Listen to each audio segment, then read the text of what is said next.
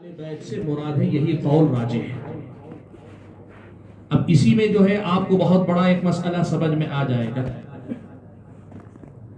اہل بیت سے مراد کون ہے، اس کی تعیین میں اہل الحدیث کے پاس جتنی دیانت داری ہے وہی بتا دے گا کہ اہل بیت کے ساتھ کون مخلص ہے کون مخلص نہیں ہے۔ تفصیلات تو بعد میں، یعنی اللہ کے نبی کے گھرانے سے مراد کون ہے، اس سے مراد متعین کرنے میں اہل الحدیث نے جتنی باریکی سے احادیث نصوص کی رعایت کرتے ہوئے ان کو متعین کیا ہے، آپ کو یہ مسئلہ خود بتا دے گا کہ اہل الحدیث کا موقف سب سے زیادہ انصاف پر مبنی ہے، باقی مسائل تو پھر بعد میں۔ میں آپ کو بتاؤں، ایک شیعہ ذاکر کا میں نے یوٹیوب پر دیکھا، آپ میں سے بھی دیکھا ہوگا کچھ حضرات نے، شیعہ ذاکر کا، وہ آل بیت رسول کے نام پہ حضرت فاطمہ کے علاوہ بقیہ بیٹیوں کو بھی اللہ کے نبی کے خاندان میں شامل نہیں مانتے۔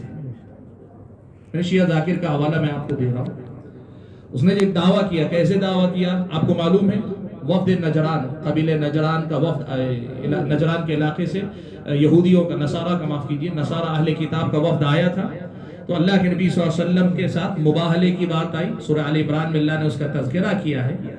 اس حدیث میں، وہاں حدیث کی آیت کی تفسیر میں ایک حدیث ہے میں جس کا تذکرہ کروں گا آئندہ، اللہ کے نبی نے حضرت علی، حضرت فاطمہ، حضرت حسن اور حسین کو بلایا اور بلا کر اللہ کے نبی صلی اللہ علیہ وسلم نے مباہلہ کرنے کی بات کی۔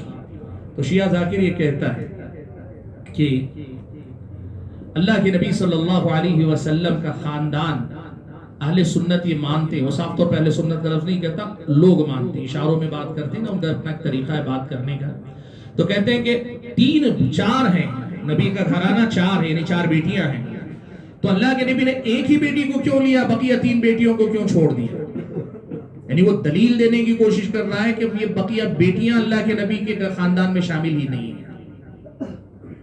خیر اس کا جواب میں آئندہ ذکر کروں گا کہ اس کا جواب کیا ہے، یہ بعد میں آئے گی بات، آپ انشاءاللہ سنیں گے، لیکن مسئلہ میں بتانا چاہ رہا ہوں، یہ جو آل بیت کی تعیین کا مسئلہ ہے، اس مسئلے میں ہی لوگ ڈنڈی مار جاتے ہیں، اس مسئلے میں ہی لوگ غلطی کر بیٹھتے ہیں۔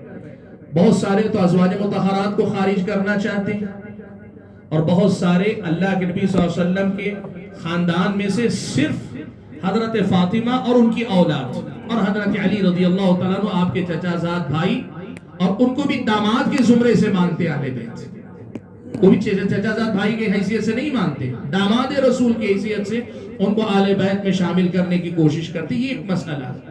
تو یہ جو چیز ہے، اس سلسلے میں یاد رکھیے گا، اہل الحدیث کے پاس راجح قول یہ ہے کہ آل بیت رسول میں بنو ہاشم، بنو المطلب اور ان کے ساتھ ساتھ ازواج مطہرات اور موالی، یہ چار جو ہیں اس میں داخل ہے۔ دلیل کیا ہے؟ اب ہم نے کہا نا کہ مطلب دلیل کی روشنی میں نہ بات ہے، دلیل کیا ہے؟ جہاں تک خاندان بنی ہاشم کی بات ہے، خاندان بنی ہاشم کا مسئلہ جو ہے تقریباً سب لوگ مانتے ہیں، بنیادی طور پر بنو ہاشم اللہ کے نبی کا گھرانہ ہے۔ دلیل اس کی ایک اور حدیث میں ذکر کروں گا، اس میں آپ کو مل جائے گی۔ بنو المطلب یہ کون ہے؟ تو آپ کو پتا چلے گا کہ نبی علیہ السلام کا جو نسب چلتا ہے، محمد بن عبداللہ بن عبد المطلب بن ہاشم بن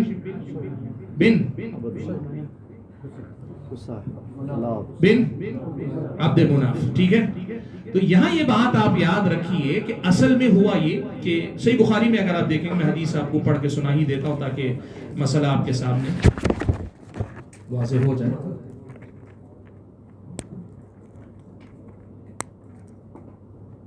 ٹھیک ہے، صحیح بخاری میں حضرت جبیر ابن مطعم رضی اللہ تعالیٰ عنہ کی روایت ہے، اس میں جبیر ابن مطعم کہتے ہیں میں اور عثمان ابن عفان یہ دونوں اللہ کے رسول کے پاس گئے اور جا کر کہنے لگے کہ اللہ کے نبی آپ نے بنو المطلب کو دیا اور ہمیں چھوڑ دیا، حالانکہ ہمارا اور ان کا آپ کے ساتھ جو رشتہ ایک ہی درجے کا ہے۔ تو رسول اکرم صلی اللہ علیہ وسلم نے ارشاد فرمایا، کہا انما بنو المطلب و بنو ہاشم شیء واحد، اللہ کے نبی نے کہا بنو المطلب اور بنو ہاشم ایک ہی ہیں۔ جبیر کہتے ہیں اللہ کے نبی صلی اللہ علیہ وسلم نے بنی عبد شمس اور بنی نوفل کو اللہ کے نبی صلی اللہ علیہ وسلم نے حصہ نہیں دیا، جبکہ عبد شمس، ہاشم، मुत्तलिब ये सब जो है माँ शरीक भाई हैं। इनकी वालिदा आतिका बिन्त मुर्रा थी और नौफल जो इनके और भाई थे वो बाप शरीक भाई थे। कहना ये है कि ये सारे के सारे जो है असल में भाई हैं आपस में। ये कौन? हाशिम, मुत्तलिब और उनके साथ जो है नौफल और उसके साथ अब्द शम्स। इनमें से नौफल के खानदान से जुबैर इब्न मुतइम है, अब्द शम्स के खानदान से हजरत उस्मान है और हाशिम अल्लाह के नबी सल्लल्लाहु अलैहि वसल्लम का खानदान है, बनुल मुत्तलिब दूसरा खानदान। यानी एक ही खानदान के गोया चार भाई, यानी एक ही दर्जे के ये चार भाई हैं। दो भाइयों की औलाद को अल्लाह के नबी ने शामिल किया और दो को अल्लाह के नबी ने शामिल नहीं किया। तो जुबैर इब्न मुतइम कहते हैं मैं हजरत उस्मान को साथ लेकर अल्लाह के नबी के पास पहुंचा ये पूछने के लिए जिस रिश्ते से ये दोनों हकदार होते हैं उसी रिश्ते से हम दोनों भी तो आपसे रिश्ता रखते हैं, हमें क्यों अलग रखा गया? अल्लाह के नबी ने कहा कि बनु हाशिम और बनुल मुत्तलिब हकीकत में एक ही है, यानी इनकी हैसियत एक घराने की है। ये कौन है? आप ये बात समझिए। बनु हाशिम तो अल्लाह के नबी का घराना आप जानते हैं। असल में हुआ ये था कि जिस वक्त अल्लाह के नबी सल्लल्लाहु अलैहि वसल्लम का सोशल बाइकाट मक्का में किया गया था, आप जानते हैं ना, सोशल बाइकाट अल्लाह के नबी का किया गया था। उस मौके पर खानदान बनी हाशिम का बाइकाट हुआ था, पूरे खानदान बनी हाशिम का बाइकाट हुआ था शैब अबी तालिब में मक्का के अंदर। उस मौके पर बनुल मुत्तलिब ने अपने तौर पे जाकर कहा अगर हमारे भाई यानी हमारे भाइयों का खानदान अगर इस मुसीबत में हम उनसे अलग नहीं होते हम भी उनके साथ जाएंगे। हालांकि मक्के वालों ने बनुल मुत्तलिब का बाइकाट नहीं किया था।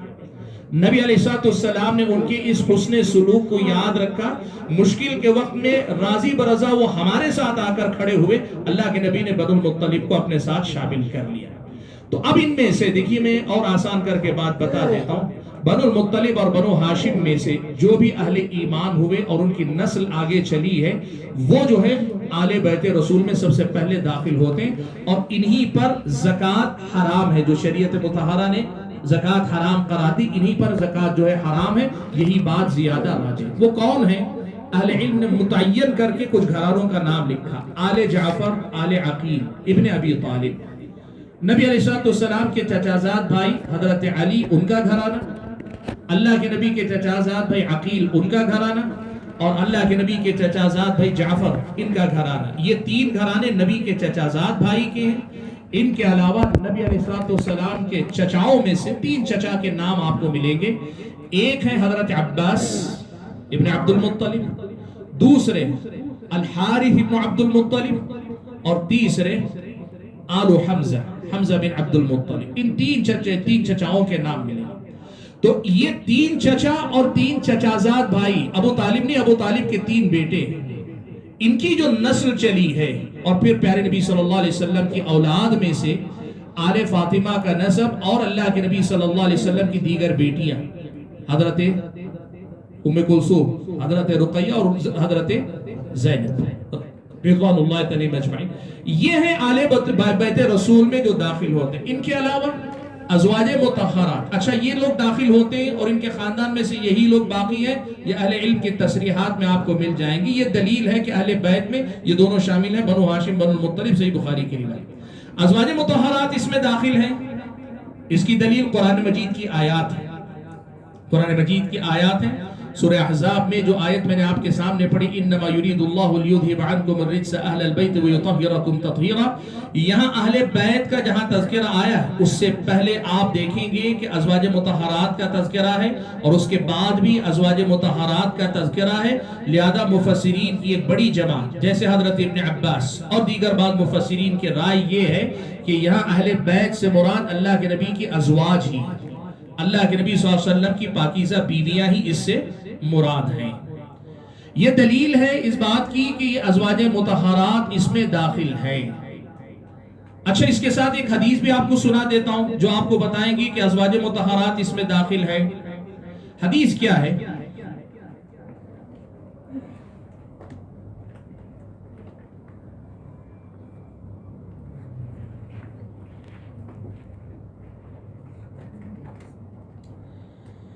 हज़रत ज़ैद इब्न अरक़म से इमाम अहमद बिन हम्बल रहमतुल्लाहि अलैहि ने अपनी मुस्नद के अंदर ये रिवायत रसूल नकल की है कि नबी अलैहिस्सलातु वस्सलाम ने مکہ اور مدینہ کے درمیان خم کے مقام پر جب پہنچے تو آپ صلی اللہ علیہ وسلم نے لوگوں کو نصیحت کی اور اس کے بعد یہ کہا کہ میں بہت جلد اللہ تعالیٰ کے پاس جانے والا ہوں، میں تمہارے درمیان دو وزنی چیزیں چھوڑ کر جانے والا ہوں۔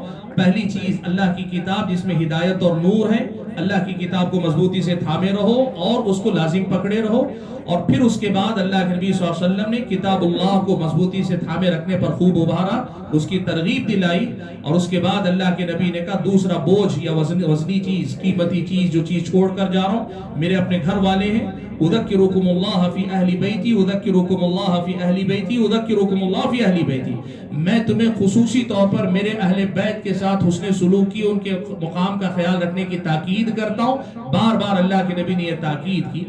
زید ابن ارقم کہتے ہیں کہ یہ جب حدیث حضرت زید ابن ارقم نے کہی تو ان سے حضرت حسین انہوں نے پوچھا ومن اہل بیتہ یا زید، یہاں جو اللہ کے نبی نے اہل بیت کے تعلق سے نصیحت کی، اہل بیت سے کون مراد ہے؟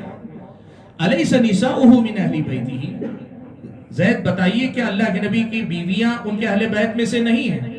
قال ان نساءہ من اہل بیتہ، یقیناً ان کی اللہ کے نبی صلی اللہ علیہ وسلم کی بیویاں اہل بیت میں سے، ولیکن اہل بیتی من حرم الصدقۃ بعدہ، لیکن اہل بیت سے مراد صرف ازواج مطہرات نہیں بلکہ وہ تمام لوگ اس میں اہل بیت میں شامل ہیں جن پر اللہ کے نبی کے بعد یا اللہ کے نبی صلی اللہ علیہ وسلم کے حکم کے بعد صدقہ جو ہے حرام ہو گیا، یعنی جو صدقہ جن پہ نہیں ہو سکتا وہ تمام اس میں داخل ہیں۔ قال ومن ہم، پوچھا کون ہے وہ؟ قال هم آل علی و آل عقیل و آل جعفر و آل عباس۔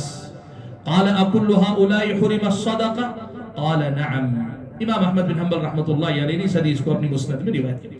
تو یہ حدیث آپ دیکھیے کہ اس میں قرآن کی آیت کے علاوہ حضرت زید ابن ارقم خود حدیث روایت کرنے کے بعد صراحت کے ساتھ تاکید کر رہے ہیں کہ اہل بیت میں ازواج مطہرات شامل ہیں اور ان کے ساتھ دیگر جو ہے خاندان کے افراد بھی اس کے اندر شامل ہیں۔ اچھا رہ جاتی ہے بات ازواج مطہرات کے بعد آتی بات مولا القوم۔ پیارے نبی صلی اللہ علیہ وسلم کی سلسلے میں واضح حدیث ہے، خود مسند احمد میں دیگر کتب حدیث میں بھی اللہ کے نبی صلی اللہ علیہ وسلم نے ارشاد فرمایا کہ مولا القوم منہم، مولا القوم منہم، کسی قوم کا اگر غلام ہوتا ہے تو اسی کے تابع رکھا جاتا ہے، اسی کے تابع سمجھا جاتا ہے۔ احادیث میں تفصیل ہے، حضرت ابو رافع اللہ کے نبی صلی اللہ علیہ وسلم کے غلام تھے، وہ جو ہے نکلے مال جمع کرنے کے لیے صدقہ، لیکن انہوں نے صدقے کے مال میں سے اپنا حصہ لینے سے انکار کر دیا، کہا وجہ یہ ہے میں اللہ کے نبی سے سن چکا ہوں کہ ہم ان کے موالی ہیں، ہم مولا ہیں تو ہم انہی کے تابع ہیں، جب ان پہ زکوٰۃ حرام ہے تو ہم بھی نہیں لے سکتے۔ بہرحال تفصیل میں گئے بنا بات مختصر جو یاد رکھنے کی ہے، جو بات ہم کہنا چاہ رہے ہیں، پہلا مسئلہ آتا ہے اہل بیت سے مراد کون ہے؟ اور ہمارے نزدیک اہل بیت میں خاندان بنی ہاشم ہے، خاندان بنی المطلب ہے، ازواج مطہرات ہیں، اور ان کے ساتھ ساتھ موالی مولا القوم ہے، اور ان میں سے ہر ایک کی دلیل ہے۔ اور یہ بات پھر دہراؤں گا، یہیں آپ دیکھ لیجئے پتہ چل جائے گا کون اہل بیت کا کتنا قدردان ہے اور کون اہل بیت میں سے سلیکٹیو ہے، منتخب کر کے کچھ لوگوں کے ساتھ اپنی محبت کا ثبوت دینا چاہتا ہے، جبکہ قرآن کی آیات اور احادیث کے سیاق سباق الفاظ اس کے مفہوم اور منطوق سے بات سمجھ میں آتی ہے کہ اہل بیت سب کو شامل ہے۔ واضح ہے بات انشاءاللہ؟ بات سمجھ میں آ رہی ہے؟ ٹھیک ہے، یہ ہو گئی بات جہاں تک اہل بیت سے مراد کون ہے۔ سوال یہ پیدا ہوتا ہے کہ کچھ حدیثیں ہیں، خاص طور پہ ایک حدیث بڑی مشہور ہے جس کو حدیث الکیساء کہتے ہیں، حدیث الکیساء، جس میں یہ معلوم ہوتا ہے کہ اللہ کے نبی نے کہا یہ میرے اہل بیت ہیں، اور اس میں صرف حضرت علی، حضرت فاطمہ، حضرت حسن و حسین کو صرف اللہ کے نبی نے شامل کیا۔ بڑی مشہور حدیث ہے حدیث الکیساء کے نام پر۔ آپ اگر یہ حدیث دیکھنا چاہیں تو صحیح مسلم میں یہ حدیث موجود ہے، اور صحیح مسلم کے علاوہ دیگر کتب حدیث میں حدیث کے الفاظ پڑھ لیتا ہوں۔ عن عائشہ ام المؤمنین، سبحان اللہ، جو لوگ الزام دیتے ہیں وہ دیکھیں، ام المؤمنین حضرت عائشہ کو سارے شیعہ حضرات گالی دیتے ہیں، اور حضرت عائشہ وہ حدیث روایت کر رہے ہیں جس میں حدیث الکیساء ہم کہتے ہیں، دیگر نے بھی روایت کی، لیکن حضرت عائشہ والی میں نے صحیح مسلم سے منتخب کی تاکہ یہ پیغام آپ کو ملے، اس تقسیم ہی کہ ہم قائل نہیں ہے کہ صحابہ اور اہل بیت دو الگ گروہ تھے۔ میں آگے بتاؤں گا یہ بات۔ حضرت عائشہ ام المؤمنین کہتی ہیں کہ رسول اکرم صلی اللہ علیہ وسلم ایک دن صبح نکلے، وعلیہ مرط مرحل، اللہ کے نبی صلی اللہ علیہ وسلم پر دھاری دار چادر تھی، من شعر اسود، کالے اس سے بنی ہوئی دھاگے سے، فجلس، اللہ کے نبی صلی اللہ علیہ وسلم بیٹھے، فاتت فاطمہ، حضرت فاطمہ آئی، فادخلها، اللہ کے نبی نے چادر میں ان کو داخل کر لیا، ثم جاء علی فادخلہ فی، حضرت علی آئے ان کو بھی شامل کر لیا، ثم جاء حسن فادخلہ، پھر حضرت حسن تشریف لائے تو ان کو بھی شامل کر لیا، ثم جاء حسین فادخلہ فی، پھر حضرت حسین آئے تو ان کو بھی شامل کر لیا، ثم قال انما يريد الله ليذهب عنكم الرجس اہل البیت ويطهركم تطہیرا۔ اللہ کے نبی نے پھر یہ آیت پڑھی جس میں اہل بیت کا تذکرہ آیا کہ اللہ تبارک و تعالیٰ تو اہل بیت تمہیں اللہ تبارک و تعالیٰ پاک کرنا چاہتا ہے، تم سے گندگی کو دور کرنا چاہتا ہے اور تمہیں پاک کرنا چاہتا ہے۔ یعنی اللہ کے نبی نے یہ کہا کہ اس آیت کی تفسیر میں یہ میرے اہل بیت ہیں، اس آیت کی تفسیر میں یہ میرے اہل بیت ہیں۔ ایسا ہی ایک اور استدلال آپ کو ملے گا سورہ آل عمران کی اس آیت میں جس میں مباہلے کا تذکرہ ہے، فَقُلْ تَعَالَوْا نَدْعُ أَبْنَاءَنَا وَأَبْنَاءَكُمْ وَنِسَاءَنَا وَنِسَاءَكُمْ وَأَنفُسَنَا وَأَنفُسَكُمْ ثُمَّ نَبْتَهِلْ فَنَجْعَلْ لَعْنَةَ اللَّهِ عَلَى الْكَاذِبِينَ۔ اس آیت کی تفسیر میں بھی اسی معنی کی حدیث ہے کہ اللہ کے نبی نے حضرت علی، حضرت فاطمہ، حضرت حسن و حسین کو لیا اور لے کر اللہ کے نبی صلی اللہ علیہ وسلم نے کہا کہ آؤ ہم مباہلہ کرتے ہیں۔ تو کئی حضرات یہ کہتے ہیں کہ اللہ کے نبی صلی اللہ علیہ وسلم نے اس آیت کی تفسیر میں جب اہل بیت کا تذکرہ کر دیا، یہ حدیث القصہ، بہت آپ کو شیعہ حضرات کی زبانی تذکرہ ملے گا، حدیث القصہ، حدیث القصہ، یہی حدیث ہے، یعنی جس میں اللہ کے نبی نے چادر میں ان کو شامل کر لیا۔ جب اللہ کے نبی نے ان کو شامل کر لیا تو پھر دوسروں کو ہم شامل نہیں مانتے۔ تو اس حدیث کو کیسے سمجھا جائے؟ بظاہر تو لگ رہا ہے کہ ہاں اہل بیت سے یہ چار ہی مراد ہیں۔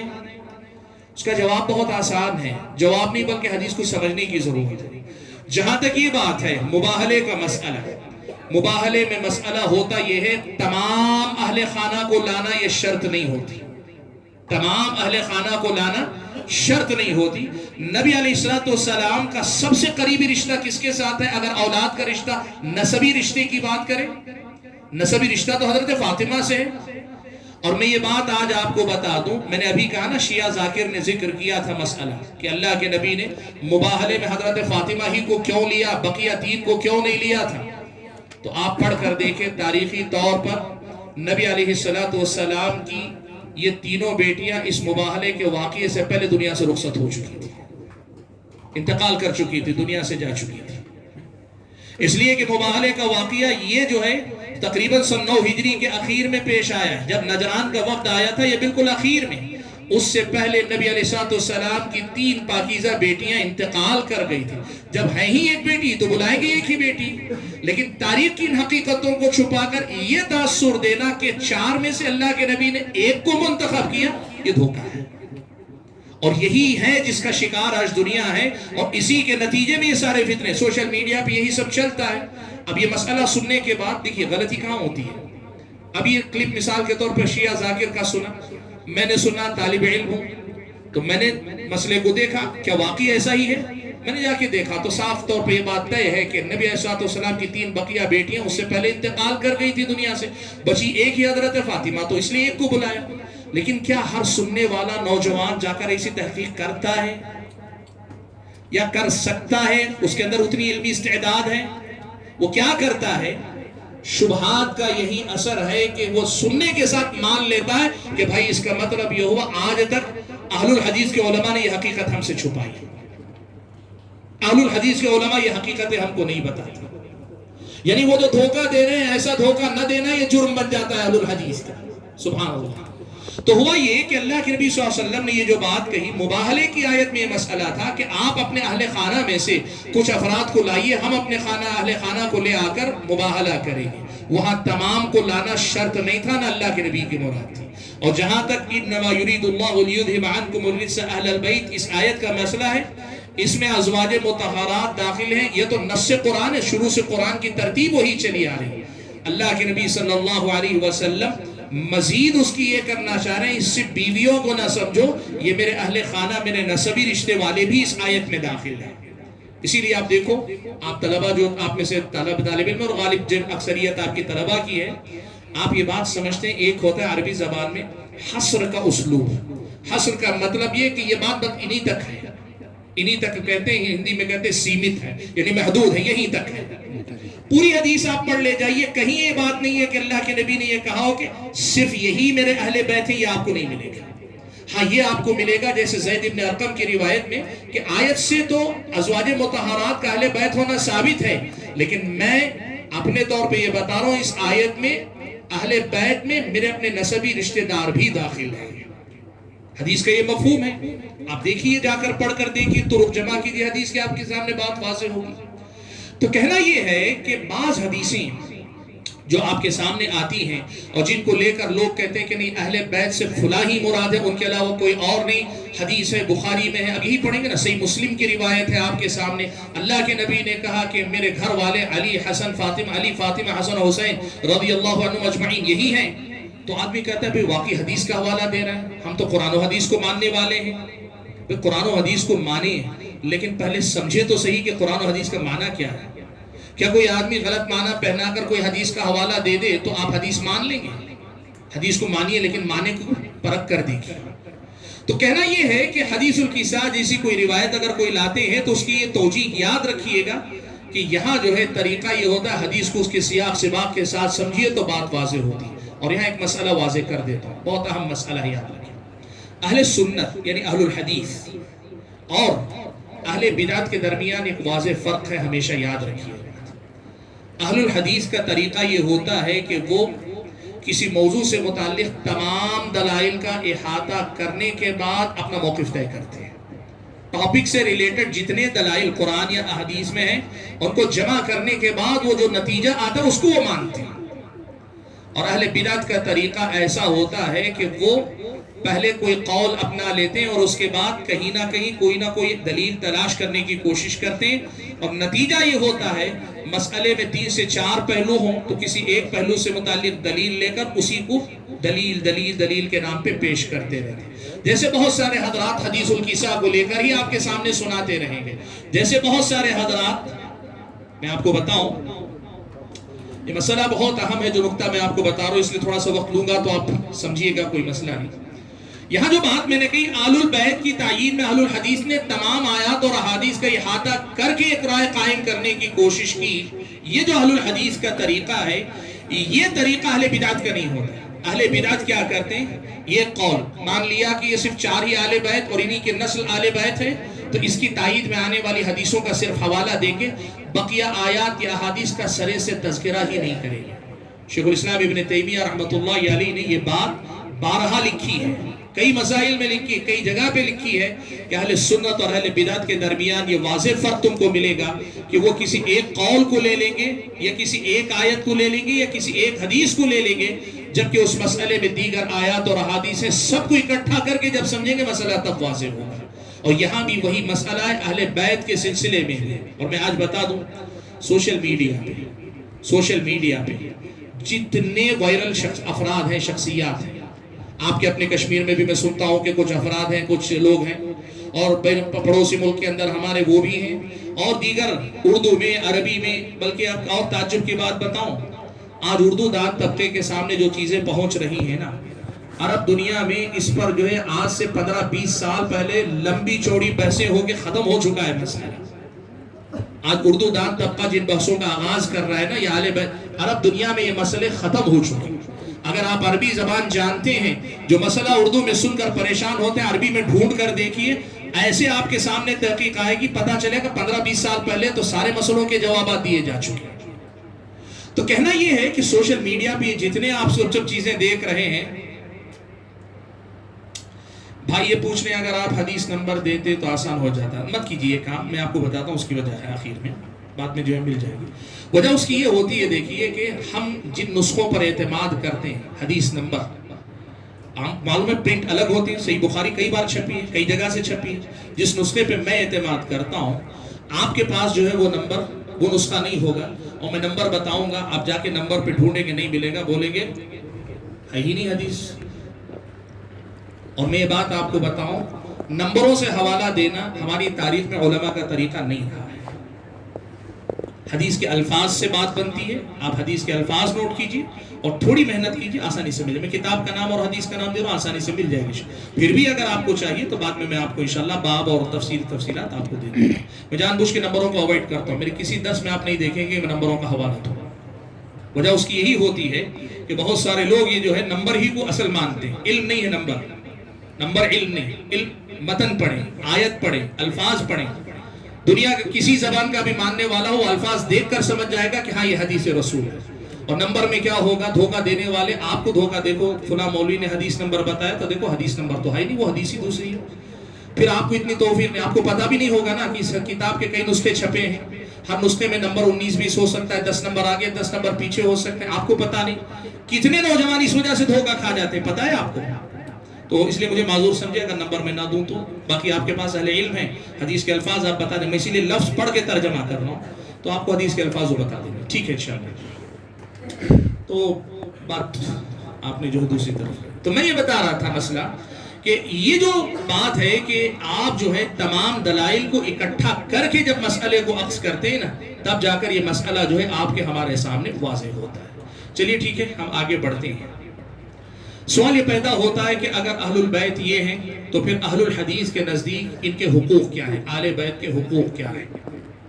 میں نمبر وار 5-7 بنیادی حق گناتا ہوں. ان کو پھیلا کر 10 سے 12 حق بھی کیے جا سکتے ہیں, لیکن میں بنیادی طور پہ کوشش کروں گا کہ اہم بنیادی حقوق آپ کے ہمارے سامنے آ جائیں, اور ان کے احادیث کی طرف اشارہ کر دیتا ہوں. جیسے میں نے کہا آپ دیکھ لیں پھر انشاءاللہ. محدثین کرام نے قرآن و سنت میں آل بیت کے متعلق جو ہدایات ہم اور آپ کو دی گئی ہیں, ان کی روشنی میں باقاعدہ ان کے حقوق کو متعین کرنے کی کوشش کی. اور اس سلسلے میں باقاعدہ اہل الحدیث کی طرف سے کتابیں لکھی گئی آل بیت رسول کے حقوق بتانے کے لیے. میں پہلے حقوق گنا لیتا ہوں, پھر اس کے بعد کچھ پہلو آپ کے سامنے رکھوں گا. حقوق کیا کیا ہے آل بیت کے. سب سے پہلا حق, اس حقیقت کو تسلیم کریں کہ پیارے نبی صلی اللہ علیہ وسلم کے نسب کو اللہ تعالیٰ نے خصوصی شرف عطا فرمایا ہے. اسلامی شریعت میں آپ یہ بات جانتے ہیں کہ اللہ کے نبی نے خود یہ بات کہی قرآن مجید کے اندر, یا ایھا الناس انا خلقناکم من ذکر و انثی وجعلناکم شعوبا وقبائل لتعارفوا ان اکرمکم عند اللہ اتقاکم. قرآن میں اللہ تعالیٰ نے کہا یہ جو خاندان قبیلے یہ پہچان کے لیے ہیں, ورنہ اللہ کے پاس تقوی ہی اصل معیار. اور حدیث میں اللہ کے نبی نے کہا لا فضل لعربی علی عجمی ولا لعجمی علی عربی ولا لأحمر علی اسود ولا لأسود علی احمر الا بالتقوی. یہ جو چیز اللہ کے نبی صلی اللہ علیہ وسلم نے کہی نا کہ کسی عجمی کو عربی پہ فضیلت نہیں, عربی کو عجمی پہ فضیلت نہیں, یہ قاعدہ عام ہے. لیکن اہل ایمان کی بنیاد پہ جو متقی ہوتے ہیں, اگر دو ایمان والے ایمان میں مان لے ایک درجے میں ہیں اور ان میں سے کوئی ایک خاندان رسول میں سے ہے, اس شرف کی وجہ سے وہ دوسرے کے مقابلے میں افضل ہوگا. نسب کو شرف عطا کیا پیارے نبی صلی اللہ علیہ وسلم کی اس سلسلے میں صریح حدیث ہے.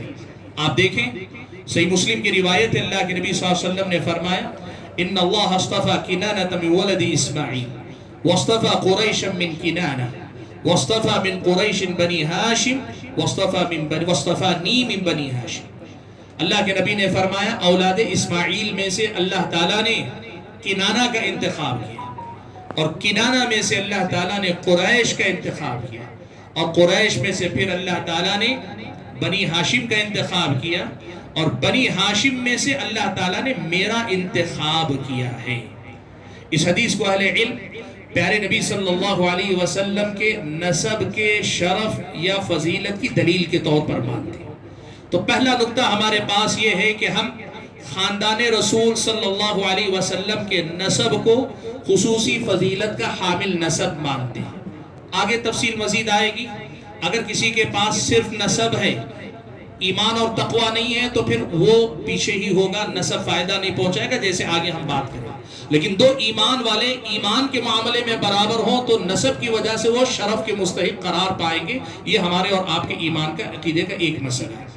اہل بیت کے سلسلے میں دوسرا جو مسئلہ ہے وہ ہے اہل بیت کے سلسلے میں جو فضائل آئے ہیں, الگ الگ فضیلتیں, بالعموم خاندان کی فضیلت, بالتعیین الگ الگ ایک ایک کی فضیلت، حضرت فاطمہ کی فضیلت، حضرت علی کی فضیلت، حضرت حسن کی فضیلت، حضرت حسین کی فضیلت، ازواج مطہرات کے فضائل، یا پھر اس کے ساتھ اللہ کے نبی صلی اللہ علیہ وسلم کے دیگر جو بھی ہم نے بات ذکر کی خاندان رسول کے افراد، جن کے بارے میں بھی جو بھی فضیلت آئی ہے ان میں سے ہر فضیلت کو مانا جائے، یہ ہمارے ایمان اور عقیدے کا لازمی حصہ ہے۔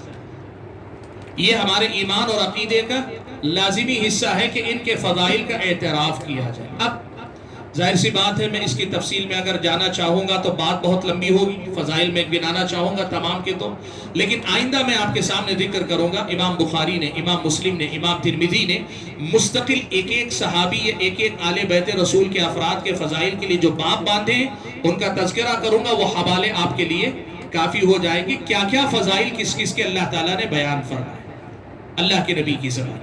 ٹھیک، تو یہ دوسرا ہے کہ ان میں ان کی اجتماعی یا انفرادی جو بھی فضیلت صحیح سند کے ساتھ ثابت ہو اس کو ہم مانتے اور ماننے کو اپنا دین و ایمان سمجھتے ہیں، اس کے بغیر ہم اپنے ایمان کو ناقص مانتے ہیں۔ اگر ان میں سے کسی کی ایک فضیلت کو بھی اگر کوئی تسلیم کرنے میں تردد کرے تو پھر ہم مانتے ہیں کہ اس کے ایمان میں کمی ہے اس کی وجہ سے۔ نمبر 3، پیارے نبی صلی اللہ علیہ وسلم کے خاندان کے افراد سے یا آل بیت رسول کے افراد سے محبت خصوصی طور پر اس لیے بھی ہم ضروری مانتے ہیں کہ وہ نبی کے خاندان کے لوگ ہیں۔ بھئی آپ کسی سے محبت کرتے، محبت کرنے کی کئی وجوہات ہوتی ہیں، کئی وجوہات ہوتی ہیں۔ کسی کو کے اخلاق سے آپ متاثر ہے، اس کی شخصیت سے متاثر ہے، اس کے احسانات کی وجہ سے متاثر ہے، اس کے ایمان اور تقوی کی وجہ سے متاثر ہے۔ یہ معاملات اہل بیت اور غیر اہل بیت سب میں مشترک ہو سکتے ہیں، لیکن ایک خصوصیت ایسی ہے جو ان کی خصوصی محبت ہم پر جو ہے لازمی قرار دیتی ہے، وہ ہے خاندان رسول میں سے ان کا ہونا۔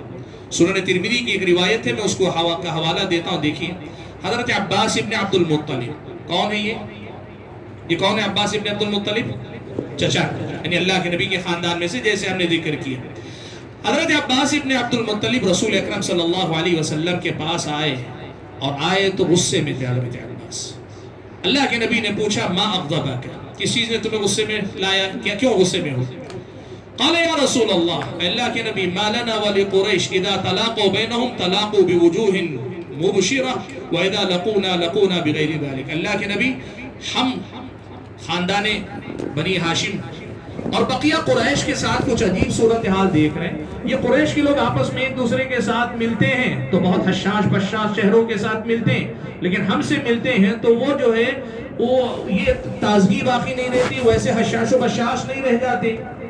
تو اللہ کے نبی صلی اللہ علیہ وسلم کو یہ سن کر غصہ آیا، حتی احمر وجہ، پیارے نبی صلی اللہ علیہ وسلم کا چہرہ سرخ ہو گیا، اور آپ صلی اللہ علیہ وسلم نے کہا والذی نفسی بیدہ، قسم ہے اس کی جس کے ہاتھ میں میری جان ہے، لا يدخل قلب رجل الایمان حتی یحبکم للہ ولرسولہ، کسی بھی آدمی کے دل میں ایمان داخل نہیں ہوگا جب تک کہ وہ تم سے اللہ اور اس کے رسول کے خاطر محبت ہے۔ اللہ اس کے رسول کے خاطر محبت جو ہوتی ہے وہ ایک تو یہ کہ دین و ایمان کی وجہ سے، اور دوسری یہ کہ نبی علیہ السلام سے جو نسبی رشتہ ہے اس کی وجہ سے خصوصی اللہ کے نبی کے ساتھ محبت کی جائے، یہ بھی آل بیت کا حقوق ہے۔ آل بیت کے حقوق میں ہمارے نزدیک یہ مسئلہ بھی ہے کہ ہم یہ مانتے ہیں کہ جب درود پڑھتے ہیں اللہم صلی علی محمد وعلی آل محمد، تو ہمارے نزدیک چاہے آپ اس سے مراد پوری امت محمدیہ لیں یا امت کے اتقیاء مراد لیں یا خاص خاندان رسول، تینوں ہی صورتیں میں کم سے کم آل بیت رسول تو لازم اس میں داخل ہے۔ آپ چاہے پوری امت مراد لیں یا خاندان رسول مراد لیں یا اتقیاء امت لیں، ہمارے نزدیک آل بیت رسول تینوں ہی صورتوں میں اس میں داخل ہے۔ اور ہمارے اپنے نزدیک فقہاء کے درمیان اختلاف ہے، امام احمد بن حنبل رحمۃ اللہ علیہ اور دیگر مذاہب کے درمیان، بعض اس کو رکن مانتے ہیں، نماز کا رکن مانتے ہیں اس درود کو۔ اگر آل بیت رسول جس میں شامل ہیں وہ درود نہ پڑھا جائے تو نماز ہی نہیں ہوتی ہے۔ اور کئی دیگر فقہی مذاہب کے اندر رکن نہیں مانتے لیکن نماز کے واجبات میں مانتے ہیں اور بعض مستحبات۔ یعنی ہمارے نزدیک آل بیت رسول پر درود، نبی علیہ السلام کو کے ساتھ ان کو بھی شامل کر کے درود بھیجنا ایک بڑی اہم عبادت ہے، اور عبادتوں میں نماز جیسی عبادت اس درود کے بغیر ہمارے نزدیک ادھوری ہے. یہ ہمارے نزدیک آل بیت رسول کا مقام. ہم آل بیت رسول میں یہی حکم دیا کہ ما افاء اللہ علی رسولہ من اہل القرى فللہ وللرسول ولذی القربى والیتامى والمساکین وابن السبیل. مال فے وہ جو دشمن پہ حملہ ہوتا بغیر جنگ کے ان سے جو مال ہاتھ آ جائے پورے مال کے 5ویں حصے میں ان کو جو حصہ دیا جائے گا. پورے مال میں سے ان کو حصہ دیا جائے گا جو کہ خمس بنتا ہے. 5 طبقات ہیں اس میں سے ایک ذوی القربہ بھی ہے ان کو دیا جائے. تو ہمارے نزدیک آل بیت کے حقوق میں سے یہ بھی ہے کہ اگر اسلامی حکومت اسلامی خلافت قائم ہے بیت المال کا نظم ہے تو پھر مال غنیمت اور مال فے میں سے جو پیسہ آئے گا وہ ان کو دیا جائے گا ان کے حق کے طور پر. احسان نہیں ان کا حق دیا جائے گا. یہ بات یاد رکھیں.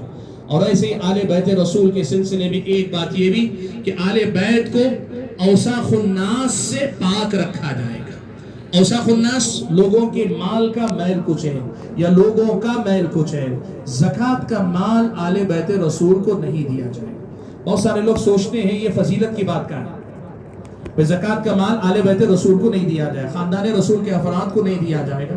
تو بہت سارے مادی نقطہ نظر سے سوچے گا تو یہ تو نہیں ملنا تو محرومی ہے. فضیلت کہاں ہوگی؟ فضیلت یہ ہے کہ زکوٰۃ کو اللہ کے نبی نے اوساخ الناس کا میل کچیل قرار دیا. تو یہ میل کچیل آل بیت اس سے منزہ ہے کہ عام لوگوں کو تو دیا جا سکتا ہے لیکن آل بیت کو نہیں دیا جا سکتا. اور اسی وجہ سے ان کو مال غنیمت اور مال فے میں اللہ تعالیٰ نے حصے دار بنایا ہے. یہ اہل بیت کا حق ہے. ایسے ہی ہمارے نزدیک اہل بیت میں سے کسی کے تعلق سے دل میں ذرا برابر بھی بغض رکھنا، ذرا برابر بھی ناراضگی رکھنا کہ وہ اہل بیت میں سے، ہمارے نزدیک یہ ناصبیت ہے. اور ناصبیت کو یہ بدعت ہم مانتے ہیں اور اہل بیت کی دشمنی کو اپنے دین و ایمان سے دشمنی مانتے ہیں. کسی کے دل میں خاندان رسول سے ہلکا سا بھی بغض، دیکھیے دو چیزوں میں فرق کیجیے، یہاں بہت اہم مسئلہ ہے. پیارے نبی صلی اللہ علیہ وسلم کا خاندان اور اللہ کے نبی کے خاندان کے افراد کے ساتھ دوسرے افراد کا کسی علمی مسئلے میں اختلاف ہو جائے یا کسی ذاتی مسئلے میں اختلاف ہو جائے، یہ الگ دنیا ہے. اسلامی شریعت اس کو الگ رکھتی ہے. لیکن ان اختلافات سے ہٹ کر خاندان کے بنیاد پہ دوستی دشمنی کی بات ہو، اگر خاندان رسول سے ذرا برابر کسی کے دل میں ناپسندیدگی ناراضگی کا جذبہ ہو، بولنا تو دور کی بات، اس بنیاد پر لڑنا تو بہت دور کی بات. اگر کسی کے دل میں محض اس خاندانی نسب کی وجہ سے، نبی کے نسب، نبی کے گھرانے، نبی کے خاندان کے افراد سے ذرا برابر کسی کے دل میں ناراضگی ہے، کوئی ناپسندیدگی کا پہلو ہے، تو ہم یہ مانتے ہیں کہ یہ ناصبیت ہے. اور ایسی ناصبیت اسلامی شریعت کی نظر میں خود کے دین و ایمان کو نقصان پہنچانے والی بدعت ہے. یہ ہمارے پاس مسئلہ صاف ہے. ہاں رہی بات کسی مسئلے میں اختلاف ہو جائے، کسی مسئلے میں جیسے حضرت علی اور حضرت فاطمہ کا آپس میں میاں بیوی کے معاملات میں ناراضگی ہو جاتی، جھگڑا، تو یہ نہیں کہا جائے گا کہ حضرت علی حضرت فاطمہ سے لڑنے کی وجہ سے یہ ناصبی ہو گئے نعوذ باللہ، یا حضرت فاطمہ حضرت علی سے میاں بیوی والے مسئلے میں ناراض ہوئی تو اس لیے وہ ناصبیہ ہو گئی نعوذ باللہ. نہیں، یہ نہیں. آپ سمجھیے مسئلے کو، سمجھ رہے ہیں. اور ایسے ہی کسی مسئلے میں اگر کسی اور مسئلے میں دنیا کے معاملات یا علمی مسئلے میں اختلاف ہو تو یہ علم ہے، یہ دنیا الگ. لیکن اللہ کے نبی کے خاندان والے ہونے کی وجہ سے ذرا برابر بھی کہیں کوئی ناراضگی کہ اس خاندان کو اللہ نے اوپر اٹھا دیا، اس خاندان کو اللہ نے اونچا کر دیا، ہمارا خاندان نیچا ہو گیا، یہ پہلو اگر کسی کے دل میں اس معنی میں آتا ہے کہ وہ اللہ کے نبی کے خاندان کی فضیلت سے کہیں اعراض کرنا چاہ رہا ہے تو پھر یہ ہمارے نظر میں دین و ایمان کے لیے وہ خطرہ ہے جس سے آدمی کے دل میں ایمان متاثر ہوتا ہے. ناصبیت ہم اس کو مانتے ہیں. اہل بیت کے حقوق میں سے ایک حق یہ بھی ہے کہ اہل بیت کی، سنیے بات، اہل بیت سے جو لوگ دشمنی کریں ہم ان سے جو ہے اپنی ناراضگی اپنے دل میں رکھیں. جو بھی اہل بیت کا دشمن ہوگا وہ ہمارا دوست نہیں ہو سکتا. اور یہ بات ہم صحابہ کے بارے میں بھی کہتے ہیں، اہل بیت کے بارے میں بھی کہتے ہیں. جو صحابہ کا دشمن ہوگا وہ ہمارا دوست نہیں ہو سکتا، اور جو اہل بیت کا دشمن ہوگا وہ ہمارا دوست نہیں ہو سکتا. یہ ہمارا موقف دونوں کے سلسلے میں واضح ہے، اور ہم دونوں صرف لوگوں کے اعتبار سے کہہ رہے ہیں، ورنہ تو ہم تقسیم کے ہی قائل ہیں جیسے میں آئندہ ذکر کروں گا. اور ہم اہل بیت کے حقوق میں سے یہ بھی مانتے ہیں کہ وقتاً فوقتاً مناسبتوں میں جیسے صحابہ کرام کے فضائل وغیرہ ان کی سیرتیں پڑھی جاتی ہیں، ویسے ان کی سیرتیں پڑھی جائے، ان کے ساتھ محبت کے جو مختلف پہلو ہو سکتے ہیں محبت کا ثبوت وہ دیا جائے، یہ جو ہے ان کے ساتھ تعلق کے اظہار کا طریقہ ہے، یہ ہوتے رہنا چاہیے۔ تو ایسے جتنی باتیں قرآن و سنت میں آئی ہیں ہم ان کو حقوق مانتے ہیں، اور حق سمجھ کر جو چیز ثابت ہوتی ہے اسے ہم دین و ایمان کا حصہ مانتے ہیں۔ اب رہی بات، کوئی یہ کہے اللہ کے نبی کے بعد حضرت علی خلافت کے حقدار تھے، ان کو خلافت نہیں دی گئی، اب کوئی یہ کہے کہ یہ آل بیت کا حق ہے وہ دینا چاہیے، تو ہم پہلے کہتے ہیں پہلے یہ ثابت کرو کہ یہ مسئلہ صحیح ہے۔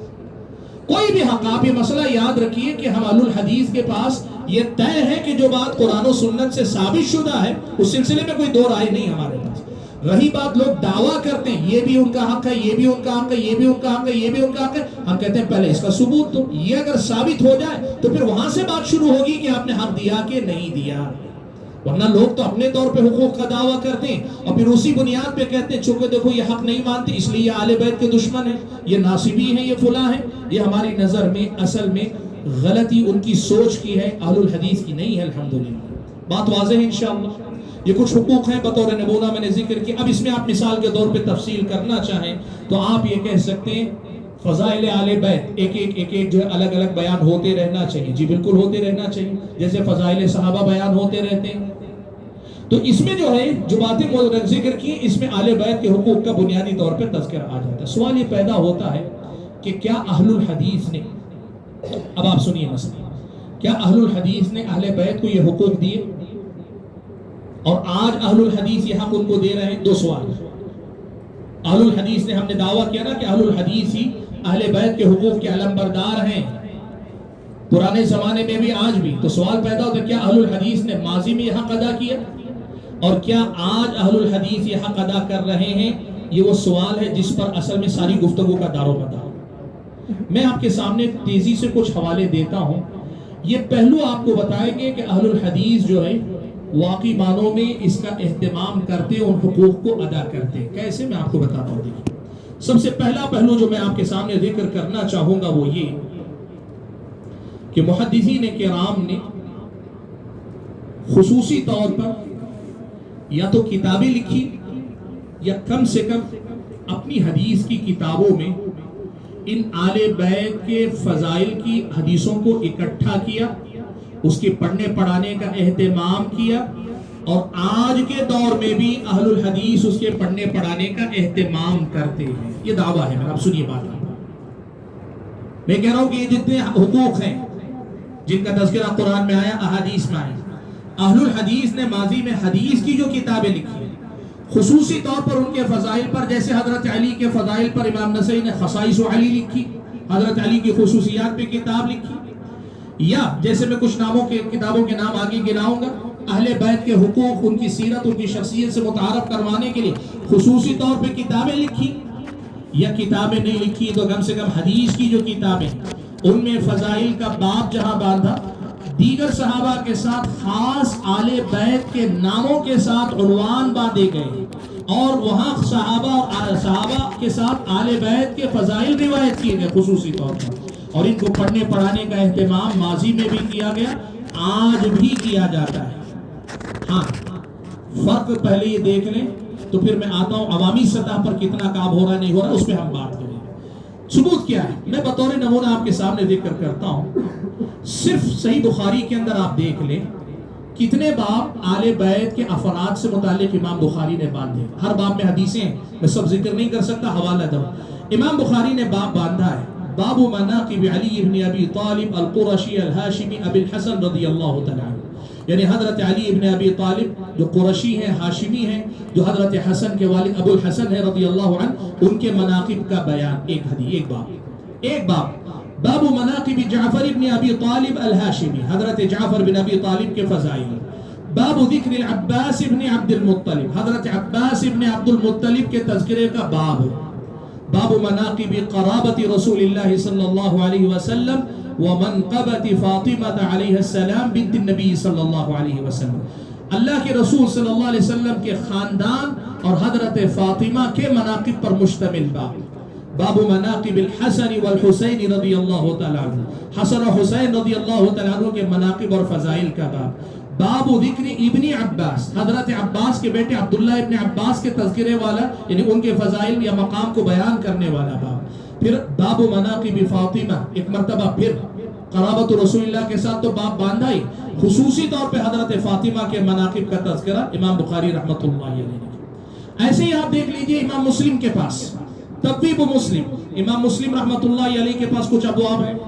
باب فضل نسب النبی صلی اللہ علیہ وسلم وتسلیم الحجر علیہ قبل النبوۃ، باب نبی علیہ السلام کے نسب کی فضیلت کا بیان اور اس بات کا بیان کہ نبوت سے پہلے بھی ایک پتھر آپ کو سلام کرتا تھا۔ باب من فضائل علی ابن ابی طالب، یاد رکھیے یہ ابواب جو ہیں، آپ میں سے جو طلبہ ہیں وہ جانتے، جو نہیں جانتے ان کے لیے میں بتا دوں، ابواب امام مسلم نے اپنی طرف سے باب الگ الگ نہیں باندھے، تاکہ کل کوئی کہہ سکتا ہے نا کہ بھئی امام مسلم نے تو باب نہیں باندھا، تو مسئلے کو سمجھے۔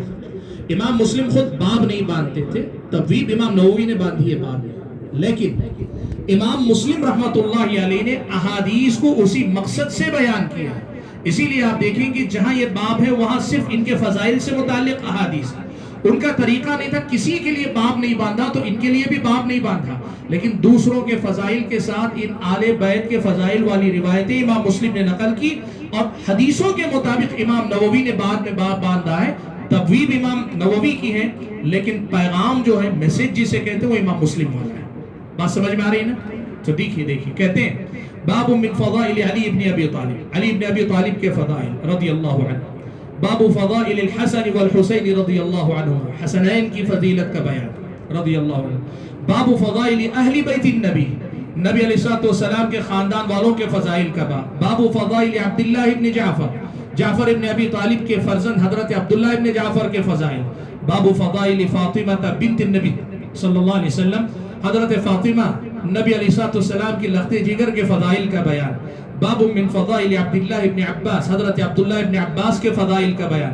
باب من فضائل جعفر ابن ابی طالب و اسماء بنت عمیس و اہل سفینہ، جعفر ابن ابی طالب اور اسماء بنت عمیس اور ان کے ساتھ جو ہجرت پہ گئے تھے حبشہ کی طرف، سفینہ کشتی میں سوار ہو کے، ان تمام کے فضائل کا۔ اسے میں آپ کو باب بتا رہا ہوں کہ یہ بتانے کے لیے کہ محدثین نے مستقل اس کا اہتمام کہ صحیح ہے کہ یہ باب ہے۔ اچھا، اس کے بعد بات آتی ہے ترمذی میں، مثال کے طور پر جامع ترمذی ہے، ترمذی کی ابواب سن لیجئے۔ باب مناقب علی ابن ابی طالب رضی اللہ عنہ، حضرت علی ابن ابی طالب کے مناقب کا بیان۔ باب مناقب ابی الفضل عم النبی صلی اللہ علیہ وسلم وهو العباس ابن عبد المطلب، حضرت عباس کے فضائل کا بیان۔ باب مناقب جعفر ابن ابی طالب اخی علی رضی اللہ عنہ، حضرت علی کے بھائی جعفر ابن ابی طالب کے فضائل کا بیان۔ باب مناقب ابی محمد الحسن ابن علی ابن ابی طالب والحسین ابن علی ابن ابی طالب رضی اللہ عنہما، حسنین کے فضائل کا باب۔ باب مناقب اہل بیت النبی، اہل بیت کے فضائل کا بیان۔ باب مناقب عبداللہ ابن عباس، حضرت عبداللہ ابن عباس کے فضائل کا بیان۔ باب ما جاء فی فضل فاطمہ، حضرت فاطمہ کے فضائل میں آئی ہوئی احادیث کا بیان۔ تھوڑے نمونہ آپ کو ذکر کر رہا ہوں، یہ وہ چیزیں ہیں جو قدیم دور میں علماء نے لکھی، اور یہ وہ چیزیں ہیں اہل الحدیث آج بھی پڑھنے پڑھانے کا اہتمام کرتے ہیں الحمدللہ۔ اہل الحدیث ان کے پڑھنے پڑھانے کا آج بھی اہتمام کرتے ہیں۔ اچھا، اب ایک بات آپ کو بتاتا ہوں، ایک بہت بڑا شبہ ہے۔ یہ کہتے ہیں مثال کے طور پر اہل الحدیث نے کبھی آل بیت کے نام پر مستقل جو ہے پروگرام کیا ہے کیا؟ لوگ پوچھتے ہوں گے، آپ سے پوچھے ہوں گے، ہو سکتا ہے اس لیے کہ مجھ سے پوچھا لوگوں نے کہ بھئی اگر آپ کی واقعی آپ لوگ اہل بیت سے محبت کرتے ہیں تو پھر کیا کوئی عنوان آپ نے کوئی ایک پروگرام اہل بیت کے فضائل پہ منعقد کیا؟ ایک سوال، ٹھیک ہے۔ ایسے ہی کچھ لوگ یہ پوچھتے ہیں آپ نے جو ہے خصوصی طور پر کبھی حضرت فاطمہ کی تفصیلی سیرت بیان کی، کبھی آپ نے حضرت حسن و حسین کی تفصیلی سیرت بیان کی؟ تو اس کا اس شبے کے جواب کے لیے میں دوسرے انداز سے آپ کو پوچھتا ہوں، آپ اگر حدیث کی کتابوں میں سے 3 کتابوں کا میں نے نام لیا، بخاری، مسلم اور ترمذی، باقی اور 3 کتابیں کون سی ہیں؟ ابو داؤد، نسائی، ابن ماجہ، یا جن کے پاس موطا ہے موطا، ہم 3 کی بات کریں، ابو داؤد، نسائی، ابن ماجہ کی فی الوقت بات کریں۔ سوال آپ سے میں یہ بات کر رہا ہوں، کوئی آدمی یہ سوال کرے کہ نسائی ٹھیک ہے، بخاری، مسلم، ترمذی میں تو ہے فضائل کا بیان، ابو داؤد میں فضائل نہیں ذکر کی، آل بیت کے فضائل نہیں ہیں، نسائی میں آل بیت کے فضائل نہیں بیان کیے گئے، ابن ماجہ میں آل بیت کے فضائل نہیں بیان کیے گئے ہیں. تو اگر کوئی اس کو بنیاد بنا کر یہ کہے کہ کہاں آپ لوگوں کے پاس، تو کوئی ہے نہیں. ابو داؤد کتب ستہ میں سے 3 کتابیں ایسی ہیں جن کتابوں میں فضائل کا تذکرہ ہی نہیں ہے. تو کیا ہوگا، آپ کیا کہیں گے، کیا کہنا آپ کے سلسلے میں، کیا خیال ہے؟ کوئی کہہ سکتے ہیں آپ میں سے؟ کیا یہ اس بات کی دلیل ہے کہ یہ محدثین ابو داؤد، نسائی اور ابن ماجہ رحمہم اللہ اجمعین یہ لوگ آل بیت کے فضائل کے سلسلے میں پہلو تہی کر رہے تھے، دامن بچا رہے تھے، وہ نہیں چاہتے تھے ذکر کرنا، اسی لیے حدیث کی پوری کتاب لکھ گئے لیکن کہیں ان کے فضائل کا کوئی باب نہیں باندھا؟ کیا کہیں گے؟ کوئی آپ کے پاس کوئی ہے اس کا کوئی جواب؟ دیکھو یہ جو اعتراض ہے نا، جو کہتے ہیں کہ بھئی آپ لوگ آل بیت کے عنوان سے کوئی پروگرام کیوں منعقد نہیں کرتے، تو اس کا جواب جو ہوگا وہی ہوگا جو جواب ان ائمہ کی کتابوں کے بارے میں ہوگا. مسئلہ اصل میں سمجھیے آپ، ائمہ نے جب کتابیں لکھی نا تو کتابوں کا ایک ایک دائرہ ہوتا ہے. یہ جو کتابیں ہیں صحیح ہیں، جامع ہیں، صحیح ہیں، جامع ہیں. اور جامع وہ ہوتی ہے جو دین کے بنیادی تمام ابواب پر مشتمل احادیث کو اپنے اندر رکھتی ہے. اور اس کے مقابلے میں سنن جو ہے نا، ترمذی ایک ایسی کتاب ہے، وہ سنن ہے کہ جامع ہے. محدثین اس کو دونوں نام دیتے ہیں اس لیے کہ وہ تمام ابواب کو جامع بھی نہیں ہے، لیکن دوسری طرف سنن کے ابواب سے زیادہ کچھ ابواب پر مشتمل ہے. اس لیے ترمذی کو آپ جامع میں رکھیے فلموں، لیکن بقیہ جو 3 کتابیں ان کو سنن کہا جاتا ہے. اور سنن حدیث کی ایسی کتاب کو کہا جاتا ہے جس میں احکام سے متعلق فضائل احادیث صرف ذکر کی جاتی ہے. احکام کی احادیث پر مشتمل صرف کتاب ہوتی ہے، یعنی جس کتاب میں صرف احکام. اسی لیے آپ دیکھیں آغاز ہوتا ہے کتاب الطہارہ سے، کتاب الطہارہ کے بعد جو ہے پھر وضو وغیرہ کا تذکرہ، غسل کا تذکرہ ہونے کے بعد نماز کے بعد پھر زکوٰۃ، پھر حج، پھر روزہ، پھر اس کے بعد جو ہے یا تو معاملات کی طرف جاتے ہیں تو طلاق وغیرہ کے مسائل، طلاق، خلا، دیگر مسائل پہ آتے ہیں، یا پھر جو بیوع کی طرف آتے ہیں. یہ طریقہ ہے سنن کی کتابوں کا. تو انہوں نے اپنے لیے جو دائرہ رکھا ہے وہ احکام سے متعلق احادیث پر نہیں، اس سے زیادہ نہیں. چونکہ یہ سنن ہے اس لیے کتابوں میں انہوں نے فضائل کا تذکرہ کیا ہی نہیں ہے، اس لیے کہ ان کا موضوع تھا ہی نہیں. کتاب جب جمع کی گئی تو مقصد تھا سنن سے متعلق یعنی احکام سے متعلق احادیث کو اکٹھا کرنا تھا. تو جب موضوع ہی نہیں ہے کتاب کا تو اس میں حدیث فضیلت کی نہیں آئیں گی. ہمیں مثال کے طور پر بتاؤں، کوئی پوچھے مثال کے طور پر اگر آپ سے پوچھے کتاب الایمان کے نام پر ان تینوں کتابوں میں باب نہیں، تو کیا ان کے پاس ایمان کی اہمیت نہیں تھی؟ اچھا اس سے آگے بڑھ کر فضائل ہی میں چلیے آل بیت رسول کے فضائل کا ذکر نہیں، تو کیا صحابہ کے فضائل انہوں نے ذکر کیے؟ نہیں کیے. اللہ کے نبی کے فضائل کو بھی مستقل ان لوگوں نے جگہ نہیں دی. اگر آپ دیکھنا چاہیں تو الہی کے کہیں آ جائیں ضمناً تو ذکر کیے، لیکن جسے کہتے ہیں نا کہ فضائل اور مناقب کا پورا ایک باب متعین کر کے پیارے نبی صلی اللہ علیہ وسلم سے شروع کر کے قبائل، پھر افراد، پھر خاندان، سب کے جو فضائل کے جو تذکرہ امام بخاری کے پاس ہے، امام مسلم کے پاس ہے، یا امام ترمذی نے اپنا ہے، وہ طریقہ ان کے پاس نہیں. تو کل کوئی آدمی اور سوشل میڈیا پہ ایک لفظ کہتا ہوں بڑی ذمہ داری سے، یہی تماشے چلتے ہیں اصل میں. اور افسوس اس کا ہے کہ آپ اہل حدیث نوجوانوں نے پڑھنا لکھنا چھوڑ دیا ہے. آپ لوگ صرف سوشل میڈیا سننے والے بن گئے، اسی لیے فتنوں کا بڑی آسانی سے آپ شکار ہو جاتے ہیں. آپ نے صرف سننے کی عادت ڈالی ہے، یہی سب تماشے ہوتے ہیں. اب اگر آپ پڑھے ہوتے طالب علم کے طور پہ آپ کو معلوم ہوتا کہ بھائی یہ اس کا دائرہ ہے ہی نہیں تو اس میں حدیث نہیں آئے گی. اب آپ کو میں بتاؤں امام نسائی کے اندر امام حضرت علی کے فضائل پہ باب نہیں باندھے، لیکن امام نسائی نے خصائص علی کے نام پہ پوری کتاب لکھ دی امام حضرت علی کے فضائل پر. اب کوئی آدمی جو نہیں جانتا نسائی دیکھ کر امام نسائی کے بارے میں کہے یہ دشمن آل بیت تھے تو کیا کہیں گے؟ مستقل کتاب لکھی ہے انہوں نے حضرت علی کے فضائل پر، خصائص پر. تو کہنا یہ ہے کہ آپ اس مسئلے کو سمجھیے. اب یہاں آتے ہیں، یہ تو مسئلہ سمجھ میں کتابوں کے سلسلے میں بات واضح ہے. اچھا کتابوں سے آگے ہم میدان کی طرف آتے ہیں. ہمارے ہاں مسئلہ یہ ہے کہ ایسا نہیں ہے کہ آل بیت کا ذکر نہیں ہوتا. کیا آپ نے کبھی خطبات میں حسن و حسین کا تذکرہ نہیں سنا؟ بولیے ادھر سے. خطبات میں کبھی آپ کے سامنے حضرت حسن و حسین کا نام نہیں آتا؟ نہیں آتا تو نہیں بولیے، کوئی مسئلہ نہیں. آتا ہے، حضرت علی کا ذکر آتا ہے، حضرت فاطمہ کا ذکر آتا ہے، ابو بکر، عمر، عثمان، علی سب کا نام آتا ہے مختلف. لیکن میں آپ سے ایک سوال پوچھتا ہوں، کیا ایسا ہوتا ہے کہ صرف ابو بکر اور عثمان کا تذکرہ ہو اس کے بعد علی، فاطمہ وغیرہ کا نام غائب کر دیا جائے؟ حضرت عائشہ کا ذکر ہو فاطمہ کا نام غائب کر دیا، ایسا کہیں ہوتا ہے؟ نہیں ہوتا. مسئلہ یہ ہے کہ ذکر عوامی سطح پر بھی ہوتا ہے، لیکن عوامی سطح پر اتنا ہوتا ہے جتنا عوام کی بروقت ضرورت ہوتی ہے. عوام کے سلسلے میں یہ بات یاد رکھیے. میں ایک چیز آپ سے پوچھتا ہوں، جو آدمی آپ سے پوچھے نا کہ آل بیت کی فضیلت پر کوئی مستقل پروگرام ہوا ہے کیا، تو آپ یہ بھی پوچھئے کہ فضائل ابو بکر پر صرف کوئی مستقل پروگرام ہوا ہے ہمارا، اس پر بھی نہیں ہوا. فضائل عمر پر مستقل کوئی پروگرام نہیں ہوا. اگر کوئی یہ کرتا کہ ابو بکر کے فضائل، عمر کے فضائل، عثمان کے فضائل پہ گفتگو کر کے خاموش ہو جائے، آپ پوچھ سکتے تھے علی کے فضائل پہ کیوں نہیں ہوا.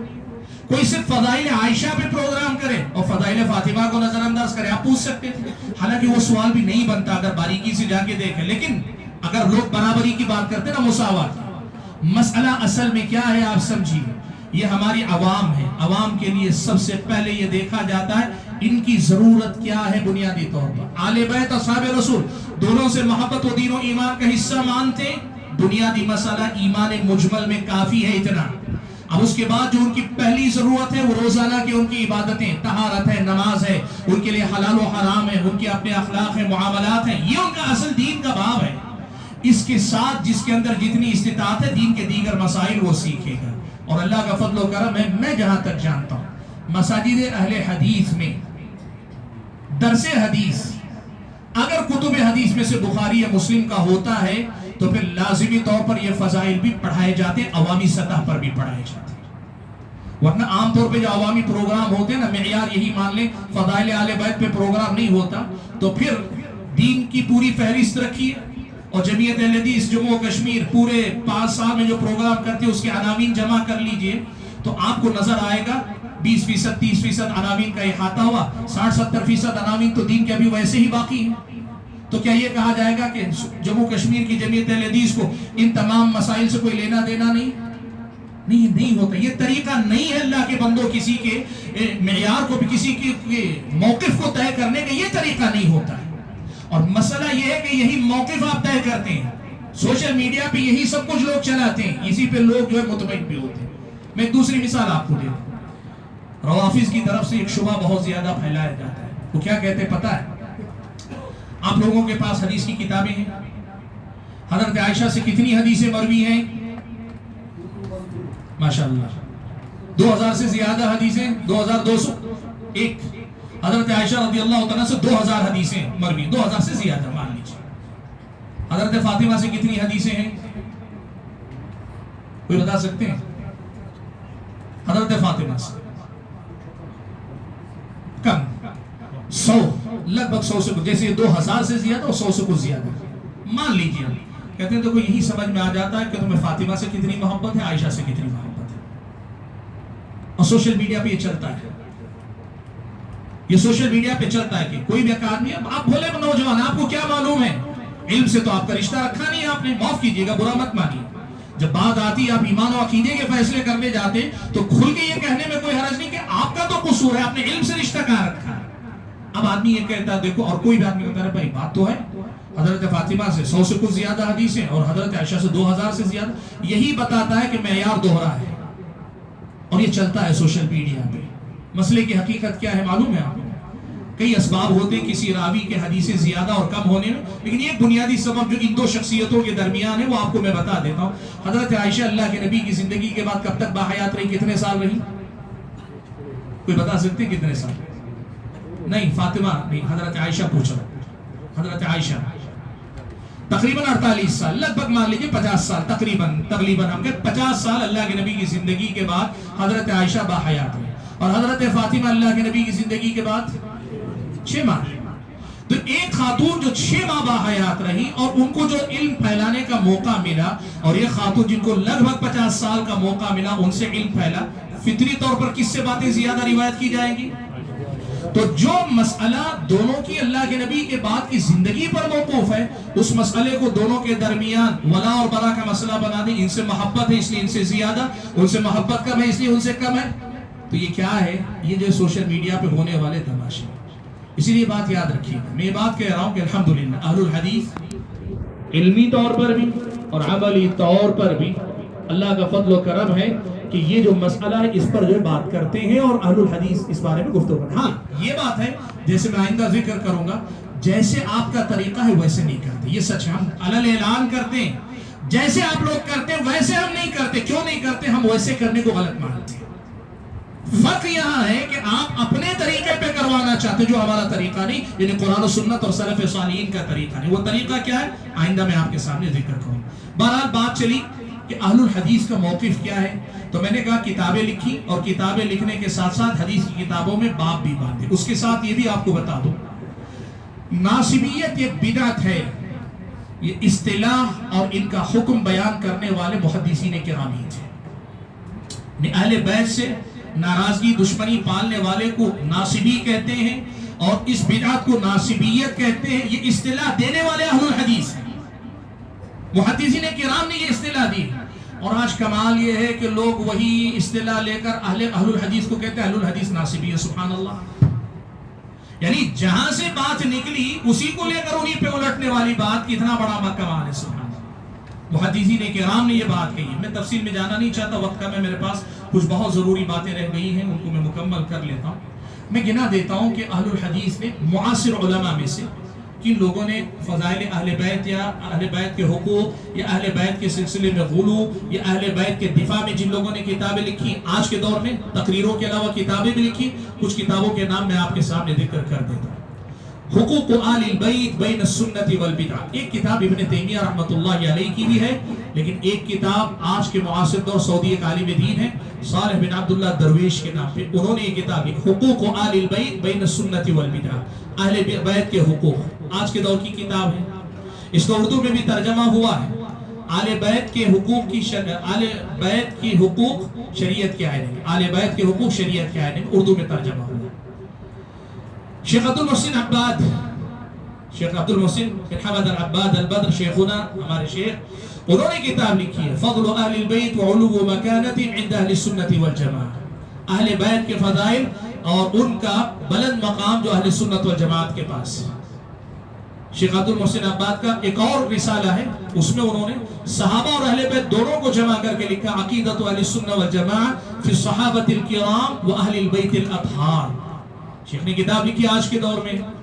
علامہ احسان الہی ظہیر تو معروف ہیں اس معاملے میں. سبحان اللہ. بس صرف ان کی ایک کتاب خاص جو اہل بیت کے بارے میں, الشیعہ و اہل البیت, الشیعہ و اہل البیت, یہ اردو اور عربی دونوں میں جو ہے شیخ کی کتاب جو ہے موجود ہے اس وقت, آپ جانتے ہیں. حافظ صلاح الدین یوسف رحمۃ اللہ علیہ, ان کی کتاب ہے آل رسول اور صحابہ کرام رضوان اللہ تعالی مجمعین کے نام سے. خاندان نبوت کے نام سے عبدالسلام بھٹوی رحمۃ اللہ علیہ کی کتاب ہے. فضائل اہل بیت کے نام پر مولانا اسحاق بھٹی صاحب کی کتاب ہے. حضرت فاطمہ الزہرا رضی اللہ تعالی عنہ, ان کی سیرت سے متعلق شیخ ارشاد الحق اثری حفظہ اللہ کی کتاب ہے. امام حسن اور امام حسین کے نام پہ شیخ ارشاد الحق اثری کی کتاب, شہادت حسین اور واقع کربلا کے نام سے کتاب. آپ اگر ڈھونڈتے جائیں گے الحدیث علماء نے کتابیں بھی لکھی آج کے دور میں. کہنا یہ ہے کہ یہ کہنا کہ اہل الحدیث نے ان کو چھوڑ دیا, اہل بیت کے بارے میں ذکر نہیں کرتے, ان کے ہاں کوئی ان کی اہمیت نہیں, یہ الزام ہے اللہ کے بارے. ہاں بات یہ ہے کہ جیسے آپ ذکر کرتے ہیں ویسے نہیں ذکر کرتے تو ہم اس کو ماننے تیار ہیں, اس لیے کہ یہ الزام نہیں بلکہ یہ ہمارے صحیح موقف کو بتانے والی بات ہے. وہ کیا ہے میں آگے ذکر کروں گا. سبحان اللہ. مجھے اس موقع پہ ایک بڑی اہم چیز یاد آتی ہے, میں بتا دوں. آپ میں سے کس نے جو ہے حافظ صلاح الدین یوسف رحمۃ اللہ علیہ کی کتاب خلافت و ملوکیت کی تاریخی و شرعی حیثیت پڑھی ہے؟ پڑھے ہیں آپ میں سے کچھ؟ مولانا مودودی نے خلافت و ملوکیت لکھی ہے, اس کی ترتیب میں حافظ صلاح الدین یوسف نے کتاب لکھی ہے خلافت و ملوکیت کی تاریخی و شرعی حیثیت. وہ اہل حدیثوں کی طرف سے گویا مطلب رد تھا ان پر. اس کتاب میں ایک سے زائد مقام پہ حافظ صلاح الدین یوسف نے ایک بڑی پیاری بات لکھی ہے. مطلب دل واقعی جو مطلب آپ کا نکل جائے گا جب آپ اس مقام پہ پہنچیں گے. شیخ صلاح الدین یوسف, الفاظ میرے ہیں ان کے نہیں, لیکن یہ کتاب میں ان کی جو ہے بات ہے. کیا لکھا ہے پتہ ہے؟ اب ظاہر سی بات ہے کہ یہ مولانا مودودی نے جن روایتوں کو بنیاد بنایا ان سے پہلے روافظ نے بنیاد بنایا, اور اس کی بنیاد پر جو اعتراضات اہل سنت پہ کرتے ہیں یا پھر حضرت معاویہ, حضرت عثمان, حضرت عمرو بن عاص وغیرہ پہ اعتراض کرتے ہیں, اس کا جواب جو ہے دیا گیا. اور جواب دینے کے دوران ہوتا یہ ہے کئی بار موازنہ کیا جاتا ہے, موازنے کی ضرورت پیش آتی ہے. آل بیت کے ساتھ اگر یہ معاملہ ہے تو پھر خاندان نبوت میں بھی تو ایسی مثالیں، جیسے مثال کے طور پر ایک بات آپ کو بتا دوں، ایک مسئلہ آتا ہے کہ باپ کے بعد بیٹے کا امیر بننا مطلقاً حرام ہے، تو حضرت علی کے بعد حضرت حسن کو خلیفہ بنایا گیا، مطلقاً حرام ہے، یہ کہ نااہلی کی بنیاد پہ بات کی جائے گی، ایک مسئلہ۔ اب ظاہر بات ہے حضرت حسن اور حضرت علی کا حوالہ کمپیریزن موازنے میں آ رہا ہے، ایسے مقام پہ جب حافظ صلاح الدین یوسف پہنچتے ہیں، ایک سے زائد مقام پہ انہوں نے لکھا ہے کہ ہمیں سمجھ میں نہیں آتا روز قیامت جب اللہ تعالیٰ محشر میں اکٹھا کرے گا، ہم کن چہروں سے ان بزرگوں کا سامنا کر پائیں گے، آل بیت رسول کے بزرگوں کا سامنا ہم کیسے کر پائیں گے۔ ان ظالموں نے اگر یہ چھیڑا نہ ہوتا تو آج یہ نوبت ہم کو نہ آتی کہ ہم اس مسئلے پہ بات کریں، لیکن آج حق کو حق، باطل کو باطل بتانے کے لیے کچھ جزئیات میں جانا پڑتا ہے، اور وہاں غلط نہیں ہے بات غلط نہیں، لیکن دل کوڑتا ہے کہ یہ اتنی محترم ہستیاں ہیں کہ ان کے بارے میں ہمیں بات کرنا پڑ رہا ہے۔ یہ ہے اہل الحدیث کا موقف اہل بیت کے تعلق سے۔ میں یقین مانے جب اس مقام پہ پہنچتا ہوں تو میرا دل واقعی اندر سے لگتا ہے، دھڑکنے لگتا ہے کہ کیا بات جو ہے، مطلب یہ ہے اصل میں محبت کا معیار۔ ہم تو یہ مانتے ہیں چاہے بات آل بیت کی ہو یا خاندان رسول کی ہو، ہماری حیثیت کے اللہ کے بندوں بات کرنے کی سب سے بڑی مصیبت یہ ہے مشاجرات صحابہ کے موضوع کو لوگوں نے آج اپنے گھر آنگن کی بات بنا کے رکھا ہوا ہے۔ سبحان اللہ، یہ مصیبت ہے سب سے بڑی۔ ہم یہ بات صحابہ کے بارے میں بھی کہہ رہے ہیں، آل بیت کے بارے میں بھی، ان سے صرف محبت کیجئے، احترام کیجئے، ان سے ملنے والے علم اور اسوے کو لے کر آگے بڑھتے رہیے، اس سے زیادہ آپ کو کچھ کرنے کی ضرورت نہیں۔ لیکن مصیبت یہ ہے کہ جب یہ لوگ مسائل شروع کرتے ہیں تو لوگ اگر بھٹک رہے ہیں، غلطی پہ جا رہے ہیں، تو لوگوں کو غلطی سے بچانے کے لیے کچھ باتیں کھول کر رکھنی پڑتی ہیں، اور اس مقام پہ بھی زبان لڑکھڑاتی ہے، کہیں نہ کہیں دل میں کڑن ہوتی ہے کہ کیا موضوع ہے، کس موضوع پہ ہمیں بات کرنا پڑ رہا ہے۔ یہ تو وہ ہستیاں تھی جن کا تذکرہ ہم جو ادب سے کرتے، آج ہم ان کے معاملات میں فیصلہ کرنے والے انداز میں بات کر رہے ہیں، نعوذ باللہ من ذالک۔ حافظ صلاح الدین یوسف رحمۃ اللہ علیہ کی اس بات کی وجہ سے ان سے خصوصی محبت ہے مجھے، یعنی آدمی کسی وجہ سے محبت کرتا ہے نا، بہت ہے، لیکن یہ مقام جو جہاں آتا ہے نا، وہاں ان سے لگتا ہے کہ اللہ تعالیٰ نے مزید ان کی محبت بڑھا دی، اس لیے کہ یہاں سے آپ ادب سیکھتے ہیں کہ بڑوں کے ساتھ، آل بیت کے ساتھ، صحابہ کے ساتھ معاملہ کرتے ہوئے کیسے معاملہ کرنا چاہیے۔ بہرحال یہ کچھ باتیں ہیں تو میں یہ بتا رہا ہوں، یہ اہل سنت کا طریقہ۔ البتہ یہاں دو تین بنیادی باتیں بتا دوں اور یہ باتیں آپ کے سامنے واضح ہو، یہ بہت ضروری ہے۔ ہمارے ہاں اہل بیت کے سلسلے میں یہ بہت طے ہے کہ دین کے ہر باب کی طرح اہل بیت کے معاملے میں تفرید بھی ہو سکتی ہے، افراد بھی ہو سکتی ہے۔ تفرید یہ ہے کہ ان کے حق میں حق تلفی کی جائے، جن حقوق کا تذکرہ آیا اس میں یا کوئی اور حق بھی قرآن و سنت سے ثابت ہوتا ہے تو وہ حق دینے میں کمی کی جائے، یہ تفرید ہے۔ اور افراد یہ ہے کہ ان کے معاملے میں حد سے تجاوز کیا جائے، جو مقام اللہ نے ان کو دیا اس مقام سے آگے بڑھا لے جانے والی بات کی جائے۔ اور ہمارا ماننا یہ ہے کہ تاریخ میں یہ دونوں کردار آئے، اور آج یہ بات سنیے، بات سوشل میڈیا پہ لوگ آل بیت کی شان میں کمی کرنے والوں کے نام پر تفرید کرنے والے یا تفرید کا الزام دے کر بہت سارے لوگوں پہ طعن و تشنیع تو کر رہے ہیں۔ افراد کا شکار ہونے والوں کے بارے میں میں اہل سنت کے دائرے کی بات کر رہا ہوں، اہل سنت میں سے جو اس موضوع پہ آنا چاہ رہے ہیں، جو کہ حقیقت میں اہل سنت کے منہج پہ نہیں، وہ افراد کرنے والوں کے بارے میں زبان کھولنے کے لیے تیار ہے۔ ہمارے اہل الحدیث کے پاس افراد و تفرید دونوں جو ہے غلط ہے۔ اب اس سلسلے میں خود حضرت علی کی وصیت پہ عمل کرتے ہیں۔ حضرت علی کی وصیت کیا تھی معلوم ہے آپ کو؟ امام ابن ابی عاصم نے اپنی کتاب السنہ کے اندر یہ اثر نقل کیا ہے اور صحیح سند کے ساتھ آیا ہے اثر۔ حضرت علی کہتے ہیں لَيُحِبُّنِي قَوْمًا حَتَّى يَدْخُلُ النَّارِ، مجھ سے کچھ لوگ محبت کریں گے اور محبت کے چکر، میری محبت کے چکر ہی میں جہنم میں جائیں گے۔ سنیے بات، لَيُحِبُّنِي قَوْمٌ حَتَّى يَدْخُلُ النَّارَ فِيَّ، میری ہی محبت کے چکر میں وہ جہنم رسید ہوگی۔ وَلَيُبْغِضُنِي قَوْمٌ حَتَّى يَدْخُلُ النَّارَ فِي بُغْضِي، اور کچھ لوگ مجھ سے بغض رکھیں گے اور میرے بغض کی وجہ سے جہنم میں جائیں گے۔ ہم اسی کے اصل میں قائل ہیں کہ محبت میں بھی غلو نہ کرو، اور نفرت میں غلو تو دور کی بات، نفرت ہی نہ کرو۔ محبت تو مطلوب ہے لیکن محبت میں غلو نہ کرو، اور جہاں تک بغض کی بات ہے اپنے سینوں کو پاک رکھو۔ آل بیت بالخصوص حضرت علی رضی اللہ عنہ، اور حضرت علی نے یہ بات بطور پیشن گوئی کی، اللہ کے نبی صلی اللہ علیہ وسلم کی حدیث کی بنیاد پر انہوں نے یہ کہا کچھ لوگ میری محبت کی وجہ سے جہنم میں جائیں گے، کچھ لوگ میری دشمنی کی وجہ سے جہنم میں جائے. ہم یہ مانتے ہیں کہ اہل بیت کے ساتھ افراط و تفریط سے پاک رشتہ ہونا چاہیے. دوسری بات ہمارے پاس یہ ہے کہ اہل بیت کے ساتھ ولا اور برا کا معیار کتاب و سنت پر مبنی ہے. کیا مطلب ہے اس کا؟ کسی کا صرف اہل بیت میں سے ہونا کافی نہیں. اہل بیت کے ساتھ ان کا اہل ایمان ہونا ضروری ہے. سنیے بات، ان کا اہل ایمان ہونا ضروری ہے اور ان کا اہل سنت والجماعت میں سے ہونا ضروری ہے. یہ بڑی اہم بات ہے، اس کو سنیے گا. ہم یہ مانتے ہیں کہ اہل بیت کے جو فضائل ہمارے پاس آئیں، ہمارے پاس اہل سنت کے ساتھ ولا اور برا کے لیے، دوستی اور محبت کے تعلق کے لیے اہل ایمان ہونا یعنی مسلمان ہونا ضروری ہے، اور مسلمان ہونے کے بعد اہل سنت میں سے ہونا ضروری یعنی اہل بدعت میں سے نہیں ہونا چاہیے. یہاں بہت نازک سا مسئلہ ہے، یہاں جذباتیت غالب آتی ہے اور یہی لوگ دھوکہ کھاتے ہیں. لوگ آپ کو کیا بولیں گے پتہ ہے بھائی نے اسی ویڈیو کا کلپ کاٹ کے کل کوئی آدمی بولے یہ اہل بیت کے بارے میں یہ عقیدہ رکھتے ہیں کہ اہل بیت بدعتی ہوتے ہیں. سمجھیے بات، یہ کہیں گے کہ اہل بیت بدعتی ہوتے ہیں. ان لوگوں کے دلوں میں یہیں سے کھوٹ ہے. یاد رکھیے بات ہمارے پاس صاف، وہ جو اہل بیت اللہ کے نبی کے خاندان کے وہ لوگ جو صحابہ تھے یا تابعین کے دور میں تھے یا بعد کے دور کے ابتدائی دور کے، وہ اہل سنت میں سے، بلکہ اہل سنت کے ائمہ میں سے، ہمیں اس میں کوئی شبہ نہیں. لیکن ہمارا ایمان اور عقیدہ یہ ہے کہ اہل بیت کا سلسلہ بھی خاندان آگے بڑھے گا. تو جس طرح نبی کے زمانے میں نبی کے گھرانے کے بعض لوگ ایمان لانے سے پیچھے رہ گئے، ایسے ہی بعد کے زمانے میں بہت سارے لوگ بدعتوں میں داخل ہو سکتے ہیں اور ہوئے ہیں. دو باتوں میں فرق سمجھ میں آ رہا ہے؟ ہم اہل بیت کے سلسلے میں جو موقف رکھ رہے ہیں نا، یہی فرق ہم نے کہا نا، ہم مانتے ہیں لیکن ویسے نہیں جیسے آپ مانتے اور منوانا چاہتے ہیں. اور آپ کہتے ہیں اہل بدعت ان کے ساتھ یعنی اہل بیت کے ساتھ دشمنی نہیں. یہ تاریخ اور کتاب و سنت کے اصول ہیں، آپ پڑھ کر دیکھیں. اہل بیت پیارے نبی صلی اللہ علیہ وسلم کا خاندان، نبی کے زمانے میں نبی علیہ السلام کے خاندان کے سارے لوگ ایمان لائے تھے؟ نہیں لائے تھے نا.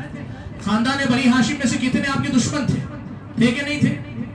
تو جب کفر پر جا سکتے ہیں بعض خاندان نسبی تعلق کے باوجود، بعد کے دور میں وہ بدعتوں پر بھی جا سکتے ہیں نسبی تعلق کے باوجود. اسی لیے اہل ایمان ہونے کے ساتھ ہمارے پاس دوسری اہم بنیادی شرط ہے کہ وہ اہل سنت میں سے ہونے چاہیے. اور اگر وہ اہل بدعت میں سے ہوں گے تو ہمارے پاس مسئلہ صاف ہے، جتنی بدعت ہے اتنی ان سے براءت، اور جتنا ان کے پاس دین و ایمان ہے اتنی ہمارا ان سے تعلق. یعنی ہمارے پاس اصول ولا اور برا کا وہی ہے جو پورے دین کے لیے اللہ تعالیٰ نے دیا. اور تیسری اہم بات اس میں رہتی ہے، اب اہل بیت کی طرف جو بھی منسوب کر دیا جائے، اب ہر کسی کو اہل بیت مانتے نہیں. جن کا نسب صحیح طریقے سے ثابت ہو ہم ان کو اہل بیت مانتے ہیں، اور جن کا نسب ثابت نہ ہو ہم ان کے بارے میں ذکر خیر کرتے ہیں. ہو سکتا ہے یہ اہل بیت میں سے ہو، لیکن آپ نے حتمی طور پر ان کے بارے میں گواہی دے کہ یہ اہل بیت ہیں، تو پھر یہ مسئلہ جو ہے دلیل کا تقاضا کرتا ہے. واللہ تعالی اعلم. چلیے یہ باتیں ہو گئی. میں اس کے بعد آپ کے سامنے جو وقت بچا ہے اس میں کچھ بڑی اہم باتیں ذکر کرنا چاہ رہا ہوں، اور ان باتوں کو ذکر کر کے بات کو سمیٹ لیتا ہوں تاکہ کچھ وقت آپ کو سوالات کے لیے مل جائے. آج کے دور میں کئی ایسے مظاہر ہیں جو اہل الحدیث کے اس منہج اور اصول سے ہٹے ہوئے ہیں. آپ اگر اہل الحدیث ہیں یا اہل الحدیث کے منہج کو صحیح مانتے ہیں تو پھر آپ کو ان غلطیوں سے بچنا چاہیے جو آج لوگ کر رہے ہیں. اور اس غلطی کی وجہ سب سے اخیر میں آپ کے سامنے ذکر کروں گا یہ غلطیاں کیوں ہو رہی ہیں. پہلی غلطی آپ کو بتا دیں، اصولی بات یاد رکھیے، آل بیت اور اصحاب رسول کو دو گروہ میں بانٹنا، دو گروہ کے طور پہ بانٹنا. آل بیت کے خاندان ہے، آل بیت کے مقابلے میں قریش کے مختلف خاندان ہیں. خاندانوں کو خاندانوں کے مقابلے میں ذکر کرنا یہ مسئلہ نہیں، لیکن آل بیت کو یہ گروہ، صحابہ کو یہ گروہ، یہ دو گروہ کے طور پہ الگ الگ تقسیم کر کے پیش کرنا اہل الحدیث کے منہج کی نظر میں یہ باطل ہے تقسیم. پہلی بنیادی بات یاد رکھیں. اور آج کے اندر آج سماج میں جتنے سوشل میڈیا پہ چلتے ہیں نا، ان میں اکثر غیر شعوری طور پر لوگ اسی تقسیم کو بنیاد بنا کر چل رہے ہیں، صحابہ اور آل بیت، صحابہ اور آل بیت. یہ تو آپ کی بات سمجھانے کے لیے ہمیں ذکر کرنا پڑتا ہے، ورنہ ہمارے نزدیک جب ہم صحابہ کہتے ہیں تو اللہ کے نبی کا سارا خاندان اس میں شامل ہے، سارا خاندان ہمارے نزدیک اس میں شامل ہے. اہل بیت اور جو ہے آل بیت کے ساتھ صحابہ کا ایسے دو گروہوں کی طرح تذکرہ کرنا یہ تقسیم ہمارے نزدیک بے بنیاد. ہمارے نزدیک جو تقسیم ہے وہ کیا ہے؟ صحابہ، تابعین، تبع تابعین، اتباع تابعین. پھر صحابہ میں، اب آپ سمجھیے، صحابہ میں ہمارے نزدیک آل بیت کی خصوصی فضیلت، نسبی شرف اور اس کے ساتھ جو فضائل ہیں وہ ان کی فضیلت ہے. ایسے ہی الگ الگ صحابہ کو الگ الگ فضائل اللہ تعالیٰ نے عطا کی. کچھ فضیلتیں حضرت ابو بکر کو حاصل ہیں جو کسی اور کو حاصل نہیں. کچھ فضیلتیں حضرت عمر کو حاصل ہیں جو کسی اور کو حاصل نہیں. کچھ فضیلتیں حضرت عثمان کو حاصل ہیں جو کسی اور کو حاصل نہیں. جیسے مثال کے طور پہ حضرت عثمان کی نکاح میں نبی کی 2 بیٹیاں آئیں، حضرت علی کی نکاح میں 1 بیٹی آئیں. ایسے ہر صحابی کے الگ الگ فضائل ہیں. ہم ہر ایک کے الگ الگ فضائل کو مانتے ہیں اور ان فضائل کی وجہ سے ان سے محبت بھی کرتے ہیں. لیکن اگر ترتیب سے مجموعی طور پر تمام فضائل کو اکٹھا کرنے کی بات کریں، ہمارے پاس ترتیب بہت صاف ہے. ابو بکر پہلے، عمر دوسرے، عثمان تیسرے، حضرت علی چوتھے.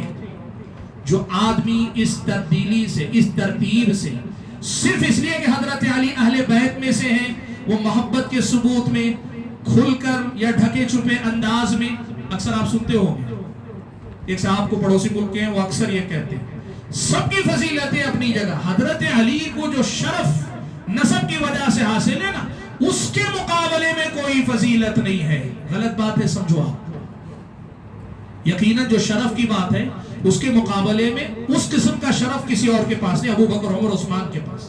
لیکن 2 بیٹیاں نبی کی بیٹی کے نکاح میں رکھنے کی بات ہو، حضرت عثمان کے پاس جو فضیلت ہے یہ ابو بکر عمر کے پاس بھی نہیں اور علی کے پاس بھی نہیں. اور حضرت ابو بکر کو اللہ تعالیٰ نے سفر ہجرت میں چلنے کی جو فضیلت عطا کی نا، وہ فضیلت عمر کو بھی حاصل نہیں. اور اللہ کے نبی نے حضرت عمر کے بارے میں جو فضائل بیان کیے، بعض وہ ابو بکر کو نہیں، عثمان کو نہیں، علی کو نہیں. یہ بات یاد رکھو، ہمارے پاس ترتیب وہی ہے جو خلافت میں ترتیب ہے، وہی ترتیب ہے.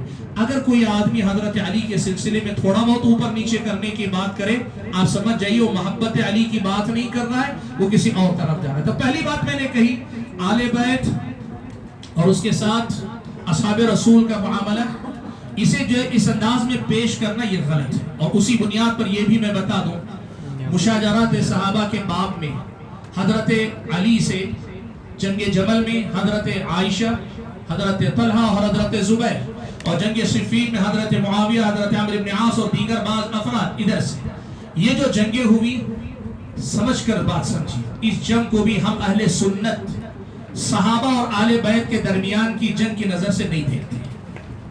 سمجھیے بات. یہ جو مشاجرات صحابہ کے باب میں بات آتی، جنگ جمل کا مسئلہ بھی آل بیت اور اصحاب رسول کی جنگ نہیں تھی، یا پھر حضرت علی کا حضرت معاویہ سے جنگ کرنا میں اس کے اندر میدان صفین، یہ بھی آل بیت اور اصحاب رسول کے درمیان کی جنگ تھی ہی نہیں. ہماری نظر میں یہ تقسیم ہی سرے سے بے بنیاد ہے. یہ پہلی بنیادی بات یاد رکھیے اہل الحدیث کے موقف کو سمجھنے کے لیے. دوسری بات، کربلا کا واقعہ. اس کربلا کے واقعے کے بعد لوگوں نے حضرت حسین کو حق و باطل کا معیار بنا لیا. ہمارے اہل الحدیث کے پاس یہ موقف واضح ہے کہ حضرت حسین رضی اللہ تعالیٰ عنہ کی شہادت مظلومیت کی شہادت تھی، اور جس نے بھی قتل کیا وہ اللہ تعالیٰ کے پاس ظالم ہے، اس سے راضی ہونے والا، بلکہ اس کا حکم دینا یا اس میں شریک ہونا تو بہت، راضی ہونے والا بھی وہ ظالم ہے. ہمارے پاس اس میں یہ مسئلہ صاف ہے. لیکن جو بات آپ کو بتانا چاہ رہا ہوں وہ بات بڑی اہم ہے، اس بات کو یاد رکھیے. وہ کیا ہے؟ حضرت حسین کی میدان کربلا میں شہید ہونے کے بعد امت کو حسینی اور یزیدی کی تقسیم میں بانٹنا یہ اہل الحدیث کا منہج نہیں ہے. حسینی اور یزیدی کی تقسیم میں بانٹنا یہ اہل الحدیث کا منہج نہیں ہے. اہل الحدیث کی نظر میں دونوں کے موقف کو سمجھا جاتا ہے، اور یہ بات اہل الحدیث مانتے ہیں کہ حضرت حسین رضی اللہ تعالیٰ عنہ کو شہید کرنے والے ظالم تھے. اب یہاں ایک بات آپ کو بتا دوں، لوگ جب اس موضوع پہ آتے ہیں نا تو لوگ سمجھتے ہیں حضرت حسین اور یزید کا باہم موازنہ ہے. وہ موازنے کا میدان ہے ہی نہیں اللہ کے بندو. حضرت حسین آل بیت میں سے، اگر وہ صرف صحابی رسول بھی ہوتے نا، صرف صحابی رسول بھی ہوتے تب بھی کوئی موازنہ نہیں بنتا. چہ جائے کہ وہ صحابی ہونے کے ساتھ نبی علیہ السلام کے خاندان کے چشم و چراغ ہیں، ان دونوں کے درمیان موازنے کی بات ہی نہیں آتی. اور اسی لیے ایک بات آج بڑی ذمہ داری سے کہہ رہا ہوں کہ اس موضوع پر زیادہ بہتر یہ ہے کہ آپ اس موضوع کو ان عوام کے سامنے نہ چھڑیں جن کے سامنے اس مسئلے کو سمجھنے کی صلاحیت نہیں. علم چاہیے، بنیادیں مضبوط ہونی چاہیے. بھولے بھالے عوام، ان کے پاس علم نہیں، بنیادیں نہیں، اور آپ ان کے سامنے جا کے چھیڑے، وہ یہی سمجھے گا کہ آپ یزید کی تائید کر رہے ہیں، حسین کی مخالفت کر رہے ہیں رضی اللہ تعالی عنہ. نہیں. اسی لیے ایک بات رکھیے، ہوتا کیا ہے؟ ہوتا یہ ہے کہ حضرت حسین کے بارے میں ایک فیصلہ طے ہے کہ حضرت حسین سے ہمارا ولا ہے، تعلق. اب اس کے بعد یزید کے بارے میں تاریخ میں جو کچھ جھوٹ کہا گیا ہے، اس کا اگر کوئی مناقشہ کرتا ہے، لوگ سمجھتے ہیں کہ یہ یزید کی تائید حضرت حسین کی مخالفت میں جائے. یہ وہ غلطی ہے جو عام طور پر لوگ کر رہے ہیں، اور اسی بنیاد پر حسینی اور یزیدی مانتے ہیں. سبحان اللہ. میں ایک بات بتاؤں آپ کو، 10ویں محرم کو اللہ کے نبی صلی اللہ علیہ وسلم نے حضرت موسیٰ اور حضرت فرعون کے درمیان فیصلہ کرنے والا دن بتایا ہے کہ نہیں حدیث میں؟ ٹھیک ہے. یہ کیا عجیب معاملہ ہے کہ احادیث میں صراحت کے ساتھ جسے حق و باطل یعنی موسیٰ اور فرعون کے درمیان فیصلہ کرنے والا دن بتایا گیا تھا، اس کو بنیاد بنا کر آج کوئی نہیں کہتا یہ موسوی ہے، یہ فرعونی ہے. لیکن حضرت حسین کی شہادت کے مسئلے کو لے کر امت کو حسینی اور یزیدی میں بانٹنے پہ نکلے، یہ موقف غلط ہے اللہ کے وقت. واضح ہے بات سمجھ میں آ رہی؟ ٹھیک ہے. تیسری بات جو آپ کے سامنے کہنا چاہوں گا وہ یہ، اہل سنت کو ناصبی کہنا یہ روافض کا طریقہ ہے. اہل الحدیث کو ناصبی کہنا یہ روافض کا طریقہ، اس لیے کہ رافضی یہ مانتے ہیں کہ شیعہ صرف جو ہے وہ اہل بیت کو مانتے ہیں، اور جو شیعہ نہیں وہ سب ناصبی، وہ سب کو نواسب مانتے ہیں، سارے صحابہ سے لے کر آپ تک، آپ کو بھی وہ ناصبی مانتے ہیں. آج یہ جو طریقہ چلا ہے کہ ہم جیسے صحابہ کو مانتے ہیں ویسے آپ مانو گے تبھی ہم آپ کو اہل بیت کا ماننے والا مانیں گے، ورنہ ناصبی کا نام دیں گے. اہل سنت کو ناصبی کا لقب دینا یہ روافض کا طریقہ ہے، یہ اہل سنت کا طریقہ نہیں. سوشل میڈیا پہ ناصبیت جو چل رہی ہے، اس کو اس زمانے کی نہیں پرانے زمانے کی طرف لے جاؤ، آپ کو سمجھ میں آئے گا کہ کہاں کون ناصبیت کا شکار ہو رہا ہے، کون نہیں ہو رہا ہے. یہ بات سمجھ میں آ گئی بات؟ ٹھیک ہے. آخری ایک بات بڑی اہم ذکر کر کے میں بات سمیٹ لیتا ہوں. بھائیو دیکھو، اہل سنت والجماعت کے موقف میں اور آج سوشل میڈیا میں جو طوفان مچا ہوا ہے اس میں فرق کرنے کے لیے یہ بنیادی پیغام اگر آپ سمجھ سکے تو پھر آپ کو انشاءاللہ وہ فرق بھی سمجھ میں آئے گا کیوں اہل الحدیث کو یہ لوگ نشانہ بنا رہے ہیں. میں نے جیسے تفصیل بیان کی، اہل الحدیث صحابہ کے ساتھ آل بیت کو شامل کر کے، دیگر تابعین کے ساتھ آل بیت میں سے تابعین کو شامل کر کے، ان کی خصوصی فضیلت کے اعتراف کے ساتھ، سب سے محبت ان کے ساتھ، عقیدت ان کے ساتھ، ایمان کا رشتہ، محبت کا رشتہ، عقیدت کا رشتہ، اسے دین و ایمان مانتے ہیں. لیکن رافضیت جو ہے نا، وہ رافضیت 4 مراحل سے گزر کر اپنی منزل کو پہنچتی ہے. یہ یاد رکھیے، 4 منزلیں اگر آپ 4 کلمات کی شکل میں لکھ لیں تو بات کافی ہوگی، اور اس پر میں اپنی بات سمیٹ کر ختم کر لوں گا. 4 بڑے جو ہے الفاظ میں نے اپنی طرف سے الفاظ دیے ہیں تاکہ لفظ یاد رہے. ایک ہے تحبب، اور دوسرا ہے تشیع، اور تیسرا لفظ ہے تغلم، اور چوتھا لفظ ہے رفض. آپ آج کی اس پوری مجلس سے یہ آخری بات بھی اگر لے کر جاتے ہیں تو میں سمجھوں گا کہ میری محنت کارگر ہوگی. کیا ہے پتہ ہے؟ آج کے دور کا سب سے پہلا مسئلہ ہے رافضیت تک آدمی کیسے پہنچتا ہے. تاریخ میں جب رافضیت کا وجود ہوا، شیعیت وجود میں آئی، تب بھی انہی مراحل سے گزری تھی، اور آج بھی رافضیت اسی راستے سے پھیل رہی ہے. مجھے بتایا گیا آپ کے اپنے کشمیر کے کئی علاقوں کے اندر یہ جو پچھلے جنگیں وغیرہ ہوئی ہیں، خلیج کے اندر جو جنگیں ہو رہی ہیں، ان جنگوں سے وغیرہ سے جذباتی طور پہ متاثر ہو کر بہت سارے لوگ جو ہیں وہ شیعیت کی طرف جا رہے ہیں. ان بھائیوں کو سمجھاؤ یہیں سے جو ہے رافضیت آتی ہے. کیسے دیکھو سمجھاؤ. 4 مراحل ہیں جس سے اس دور میں بھی گزری تھی، رافضیت تک لوگ پہنچے تھے، آج بھی اسی راستے سے لوگ سفر کر رہے ہیں. کیا 4 مراحل ہیں؟ پہلا مرحلہ یہ ہے کہ آل بیت رسول کی محبت کا پیغام دیا جائے، بار بار دہرایا جائے، بار بار دہرایا جائے، بار بار دہرایا جائے. صبح و شام آل بیت رسول کی محبت کا ہی تذکرہ کیا جاتا رہے. اب آپ پوچھیں کہ اس میں غلط کیا ہے؟ بلکہ آپ الٹا کہہ سکتے ہیں کیوں آپ کو تکلیف ہے کیا ان کے ذکر سے؟ کیوں اہل بیت رسول سے محبت ہو رہی ہے تو اس میں آپ کو کوئی تکلیف ہے؟ یہ بھی کہہ سکتے ہیں کہ تمہارے دل میں خلل ہے اسی لیے ان کے تذکرے سے تکلیف ہو رہی ہے. نہیں، ہمارا اپنا موقف یہ ہے، ذکر اگر ہو رہا ہے سارے صحابہ کا تذکرہ کرو، ابو بکر کا کرو، عثمان کا کرو، علی کا کرو، عمر کا کرو، ان کے ساتھ جو شہید ہوئے ان سے پہلے صحابہ کا تذکرہ کرو، بعد کے زمانے کے صحابہ کا تذکرہ کرو، امہات المومنین کا تذکرہ کرو، حضرت فاطمہ کا تذکرہ کرو، حسن و حسین کا تذکرہ کرو. سب کو چھوڑ کر صرف آل بیت کی محبت، آل بیت کی محبت، آل بیت کی محبت کا ڈھنڈورا پیٹنا، یہ رافضیت کے سفر کی پہلی سیڑھی ہے. اس مسئلے کو یاد رکھیے گا ہمیشہ. علامہ ابن قیم رحمۃ اللہ علیہ نے بڑی تفصیل سے لکھا ہے کہ اہل باطل جب بھی اپنے باطل کو رواج دینا چاہتے ہیں نا، باطل کو باطل کے نام پہ نہیں پیش کرتے، وہ کیا کرتے ہیں؟ حق کا لبادہ اس پہ اڑا دیتے ہیں، حق کا لباس پہنا دیتے ہیں، اور دیکھنے والا اس ظاہری لباس کو دیکھ کر دھوکے میں آ جاتا ہے، اندر کے باطل کو نہیں پہچان پاتا ہے. اور پھر ابن قیم نے ہی مثال دی ہے، روافض نے حب آل بیت کا لباس پہنا کر رافضیت کو رواج دیا. یہ وہی بات ہے جو میں آپ کے سامنے ذکر کر رہا ہوں. صرف آل بیت کی محبت کا ذکر کرنا، صرف آل بیت کی محبت کا ذکر کرنا، یہ منہج اہل حدیث نہیں، یہ دین کا منہج نہیں. اسلامی شریعت بتاتی سب سے محبت کا تذکرہ کرو. اب ہوتا کیا ہے، پہلے مرحلے میں آدمی کے سامنے صرف اہل بیت کے فضائل، حضرت علی کی خصوصیات، حضرت فاطمہ کا مقام، حسنین رضی اللہ تعالیٰ عنہ مجمعین کا مقام خصوصی طور پہ ذکر کیا جاتا ہے. چونکہ اس میں کچھ بھی غلط نہیں دکھائی دیتا، اس میں چونکہ کچھ بھی غلط نہیں دکھائی جاتا، تو پہلے مرحلے میں بڑی تعداد اس طرف چلی جاتی ہے. اور سوشل میڈیا پہ آج یہی ہو رہا ہے. اللہ کے بندو اس کو سمجھو آپ، اس کو سمجھو آپ. صرف اہل بیت کا تذکرہ، صرف اہل بیت کا تذکرہ، صرف اہل بیت کا تذکرہ، سال کے 12 مہینے سوائے اہل بیت کے کسی اور چیز کا تذکرہ نہیں. اور معاف کرو اہل حدیثو، تمہارے ہاتھ پہ ترس آتا ہے.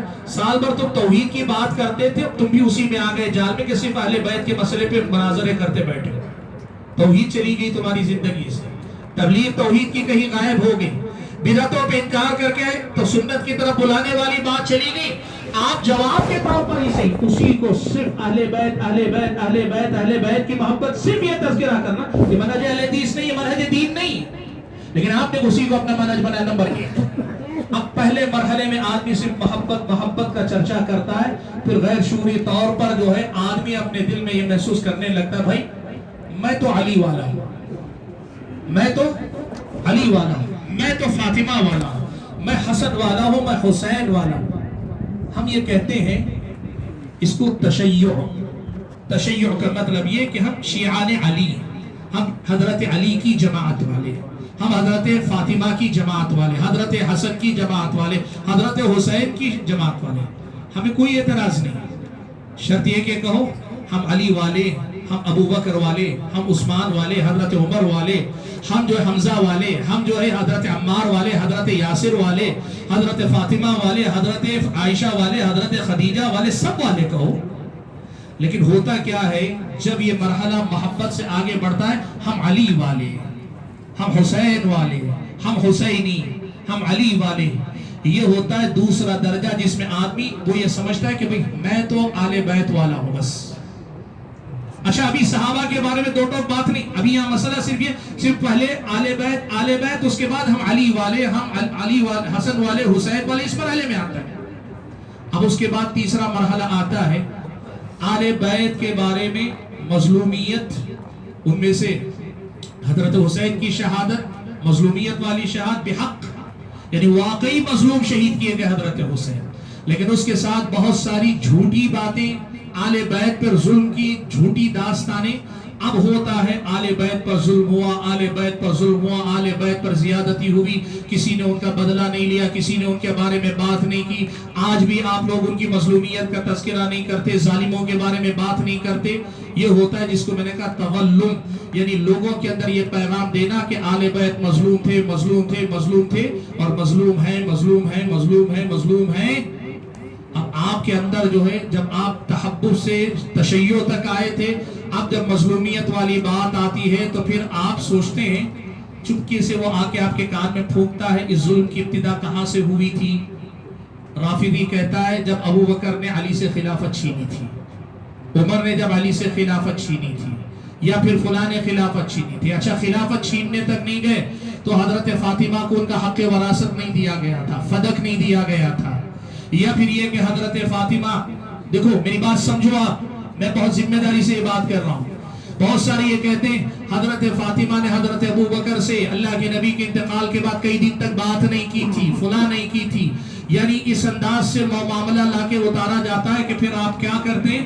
رافضیت پہ آ جاتے ہیں کہ ہم آل بیت کو اپنا رہے ہیں تو سب کو ٹھکرا رہے تک آپ آ جاتے ہیں۔ رافضیت ان 4 مراحل سے گزرتی ہے۔ پہلے محبت کا دعویٰ، پھر تشیع کا کہ ہم شیعان علی، علی والے ہیں، اور پھر تیسرے مرحلے پر ان کی مظلومیت کی خاص ان کا تذکرہ، اور اس کے بعد پھر یہ کہ ہم ان کو اپنا رہے ہیں، سب کو ٹھکرا رہے ہیں۔ رافضیت اسی سفر کو طے کرتی ہے، اور آج سوشل میڈیا پر بہت بڑی تعداد ایسے لوگوں کی ہے جو کم سے کم 2 درجے طے کر چکے اللہ کے بندوں۔ وہ تحبب والی بات اور تشیع والی بات آج سوشل میڈیا پہ بڑی تعداد آگے بڑھ چکی۔ میں آپ علماء کرام سے جو یہاں ہیں آج یا جن تک بات پہنچے، آپ سے گزارش کرتا ہوں اس مسئلے کو سمجھیے کہ کہاں سے رافضیت قدم بڑھا رہی ہے، کیسے ایک ایک کر کے آل بیت رسول کے نام پہ ایسا دین لانا چاہتے ہیں جو آل بیت کا دین نہیں ہے۔ بات سمجھیے آپ، آل بیت اور اصحاب رسول کا دین ایک ہی دین ہے، ان الدین عند اللہ الاسلام۔ آل بیت کے نام پہ جو دین یہ لانا چاہتے ہیں وہ آل بیت کا دین نہیں، وہ مجوسیوں کا ایجاد کردہ ہوا دین ہے، وہ بدعتیوں کا ایجاد کردہ دین ہے۔ ایسا دین یہ لوگ لانا چاہ رہے ہیں۔ اس مسئلے کو آپ کو سمجھنے کی اور سنبھالنے کی ضرورت ہے۔ حضرات گرامی قدر، آج جو اہل الحدیث کے بارے میں بات کی جاتی ہے نا، وہ اسی پر اعتراض کرتے ہیں۔ جس طرح ہم صرف اہل بیت کا تذکرہ کرتے ہیں، آپ صرف اہل بیت کا تذکرہ کیوں نہیں کرتے؟ ہم اپنا قصور یہ مانتے ہیں کہ شاید کہیں ہم سے غفلت ہے، یہ ہمارے قوم کے لوگوں کی دین سے دوری کا نتیجہ ہے کہ ہم صحابہ کے فضائل بھی زیادہ نہیں ذکر پاتے، آل بیت کا بھی تذکرہ نہیں کر پاتے۔ لیکن ہم ایسے نہیں جو صرف آل بیت کو نظر انداز کریں، نعوذ باللہ اس سے برات کا اعلان کرتے ہیں۔ ہم تقصیر اگر ہمارے اندر ہے تو یہ ہے کہ ہم سب کے فضائل سے غافل ہیں، لیکن آپ کی طرح صرف فضائل اہل بیت پہ بات کریں یہ ہمارا منہج نہیں۔ اور اس سے آگے بڑھ کر یہ کہتے ہیں کیوں آپ حضرت علی والے نہیں کہتے؟ ایک بڑا جملہ آپ نے سنا ہوگا، لوگ کہتے ہیں سوشل میڈیا پہ بہت چلتا ہے، ہماری دعا ہے کہ اللہ تعالیٰ ہمارا حشر حسین کے ساتھ کرے اور تمہارا حشر یزید کے ساتھ کرے۔ یعنی ان کے پاس جو ہے یہ تقسیم ہے، اور یزید سے مراد دیکھیے، اگر یزید ہے تو بات الگ ہے۔ شیعہ کے پاس یزید جو ہے رمز ہے ابو بکر، عمر، عثمان و علی کے لیے۔ آپ سمجھیے اس مسئلے کو، یزید کو وہ رمز مانتے ہیں کہ جس طرح حضرت حسین کو حکومت نہیں دی یزید نے ان کے مطالبہ کرنے پر یا وہاں جانے پر، یہ وہی مسئلہ ہے جو حضرت علی کے ساتھ ابو بکر، عمر، عثمان نے کیا۔ اس لیے وہ کیا کرتے ہیں، یہ وہی مسئلہ ہے جسے جو ہے یہ لوگ حضرت ابو بکر، عثمان کے ساتھ مانتے ہیں کہ حضرت علی نے کیا۔ یہ جو صورتحال ہے نا، اس صورتحال کو سمجھیے اور سمجھ کر مسئلے کو صاف رکھیے کہ ہمارے پاس یہ بات بہت صاف ہے کہ ہم جو ہے کسی ایک کے گروہ والے بننے کے لیے تیار نہیں، ہم اہل سنت ہیں۔ ہم تمام کے ساتھ محبت کو دین و ایمان مانتے ہیں، جس میں علی بھی ہیں، حضرت معاویہ بھی شامل ہیں، جس میں اصحاب رسول بھی ہیں، آل بیت رسول بھی ہیں۔ یہ ہمارا اور آپ کا دین و ایمان ہے۔ میرے خیال میں جتنی باتیں آپ کے سامنے کر لی گئی ہیں اس موضوع کو واضح کرنے کے لیے کافی ہیں۔ میں رب العالمین سے یہ دعا کرتا ہوں کہ اللہ تعالی ہم اور آپ کو علم نافع سلف صالحین کے منہج کے مطابق حاصل کرنے کی سب سے پہلے توفیق عطا فرمائے۔ سوشل میڈیا سے زیادہ مستند علماء کے سامنے بیٹھ کر کتابوں کی روشنی میں علم حاصل کرنے کی توفیق عطا فرمائے۔ اللہ تعالیٰ علم نافع اور عمل صالح کی توفیق سے ہم اور آپ کو مالا مال فرمائے، اور ہر دور کے فتنوں اور خصوصی طور پر آج کے دور کے یہ جو فتنے، ان سے بچا کر صحابہ اور آل بیت سب کا سچا عقیدت مند بن کر زندگی گزارنے کی اللہ توفیق عطا فرمائے۔ اللہ ان سب کا حق ادا کرنے کی ہم اور آپ کو توفیق عطا فرمائے۔ آمین وآخر دعوانا ان الحمدللہ رب العالمین۔